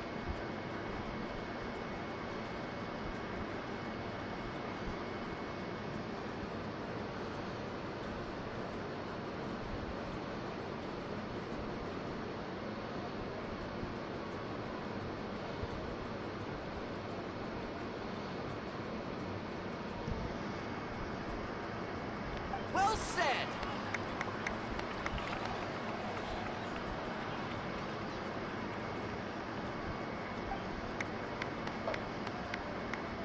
I'll drink to that.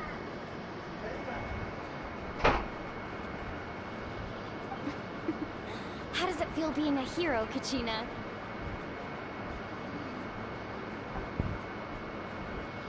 To be honest, it's a bit overwhelming. It all just feels so surreal.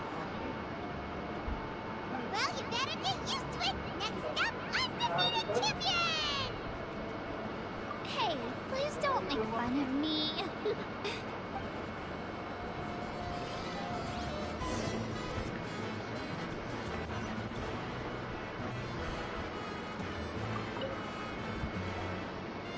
Oh, you're here. Have some fruit juice. I got it specially for you two. How did you know? That's Paimon's favorite! You look like you've still got questions. Ask away.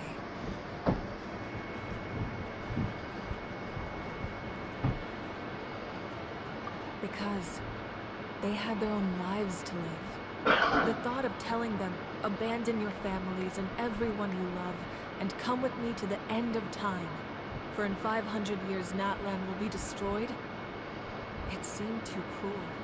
You could just as easily point out that everything in this world would come to an end eventually. But life is short. And beyond a point, it just doesn't seem real. Imagine if I said, let's leave right now, and go save the sun because it'll flame out in a few million years. It would sound quite ridiculous. So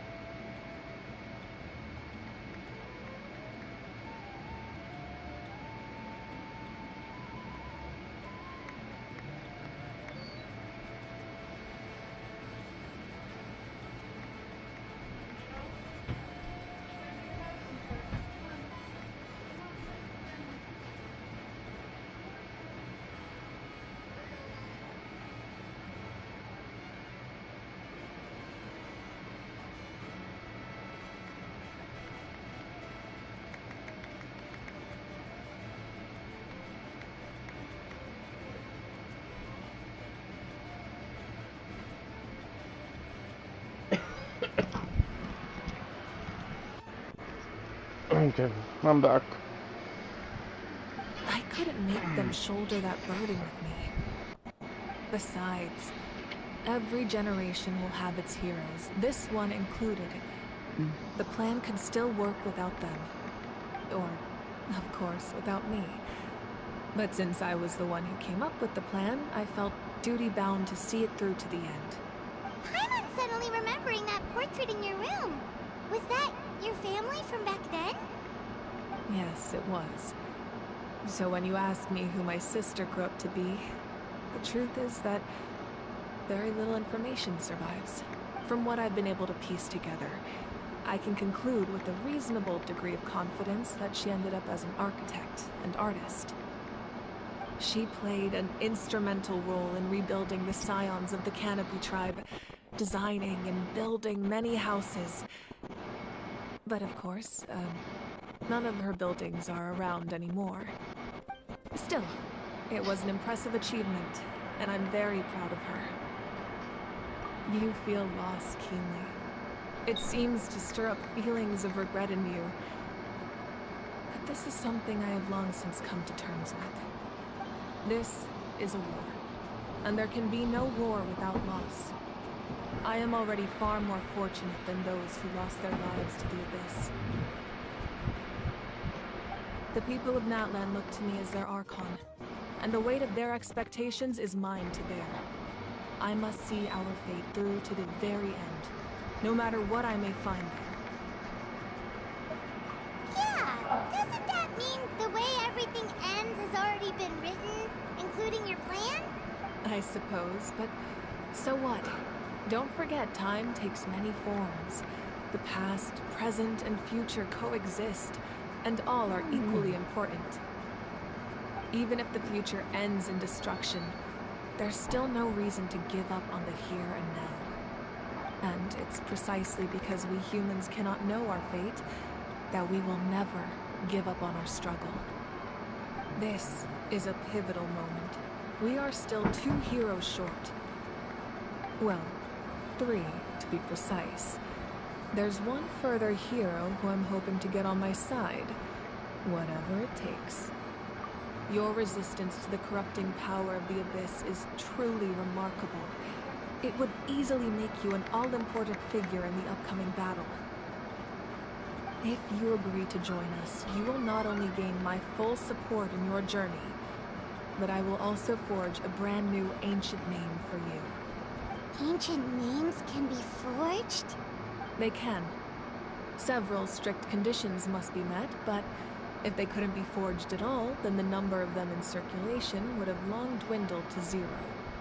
Possessing an ancient name would mean that your adventures in Natlan are recorded in full. Your stories will be remembered by our people for all the years to come.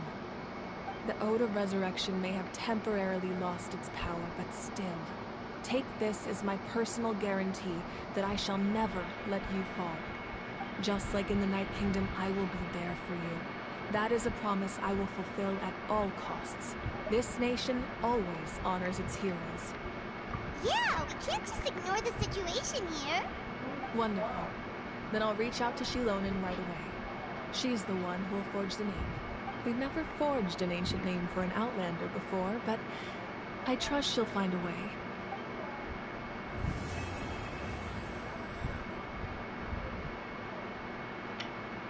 My lord, we've received word that the Pyro Archon has lost much of her power. Although your injury complicates things, this is most certainly the opportune time to seize the Gnosis. Victory and defeat are rules, not outcomes. I have never taken advantage of an opponent in a time of weakness, and I don't intend to start now. As for you, I must confess, I did not expect that little trick of yours to save the day. No matter how dense the fog, as long as the sun remains, we cannot turn day into night. She could have dispelled it. She simply chose not to. You don't have much time, and you're injured on top of that. What do you plan to do next? I'm beginning to see just how useful you may turn out to be. You heard something from here, didn't you?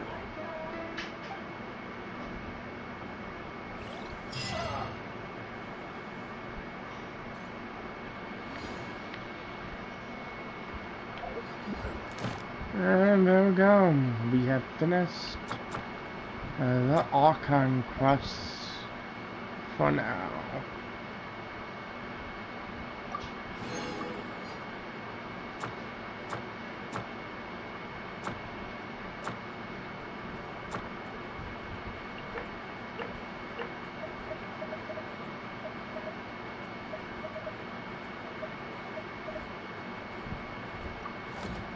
Okay.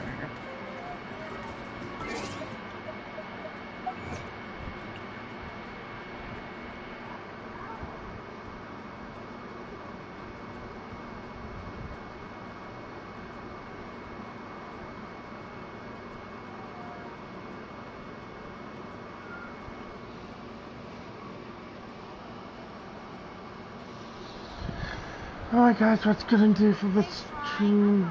Hope you guys enjoyed it, and until next time, take care. Peace.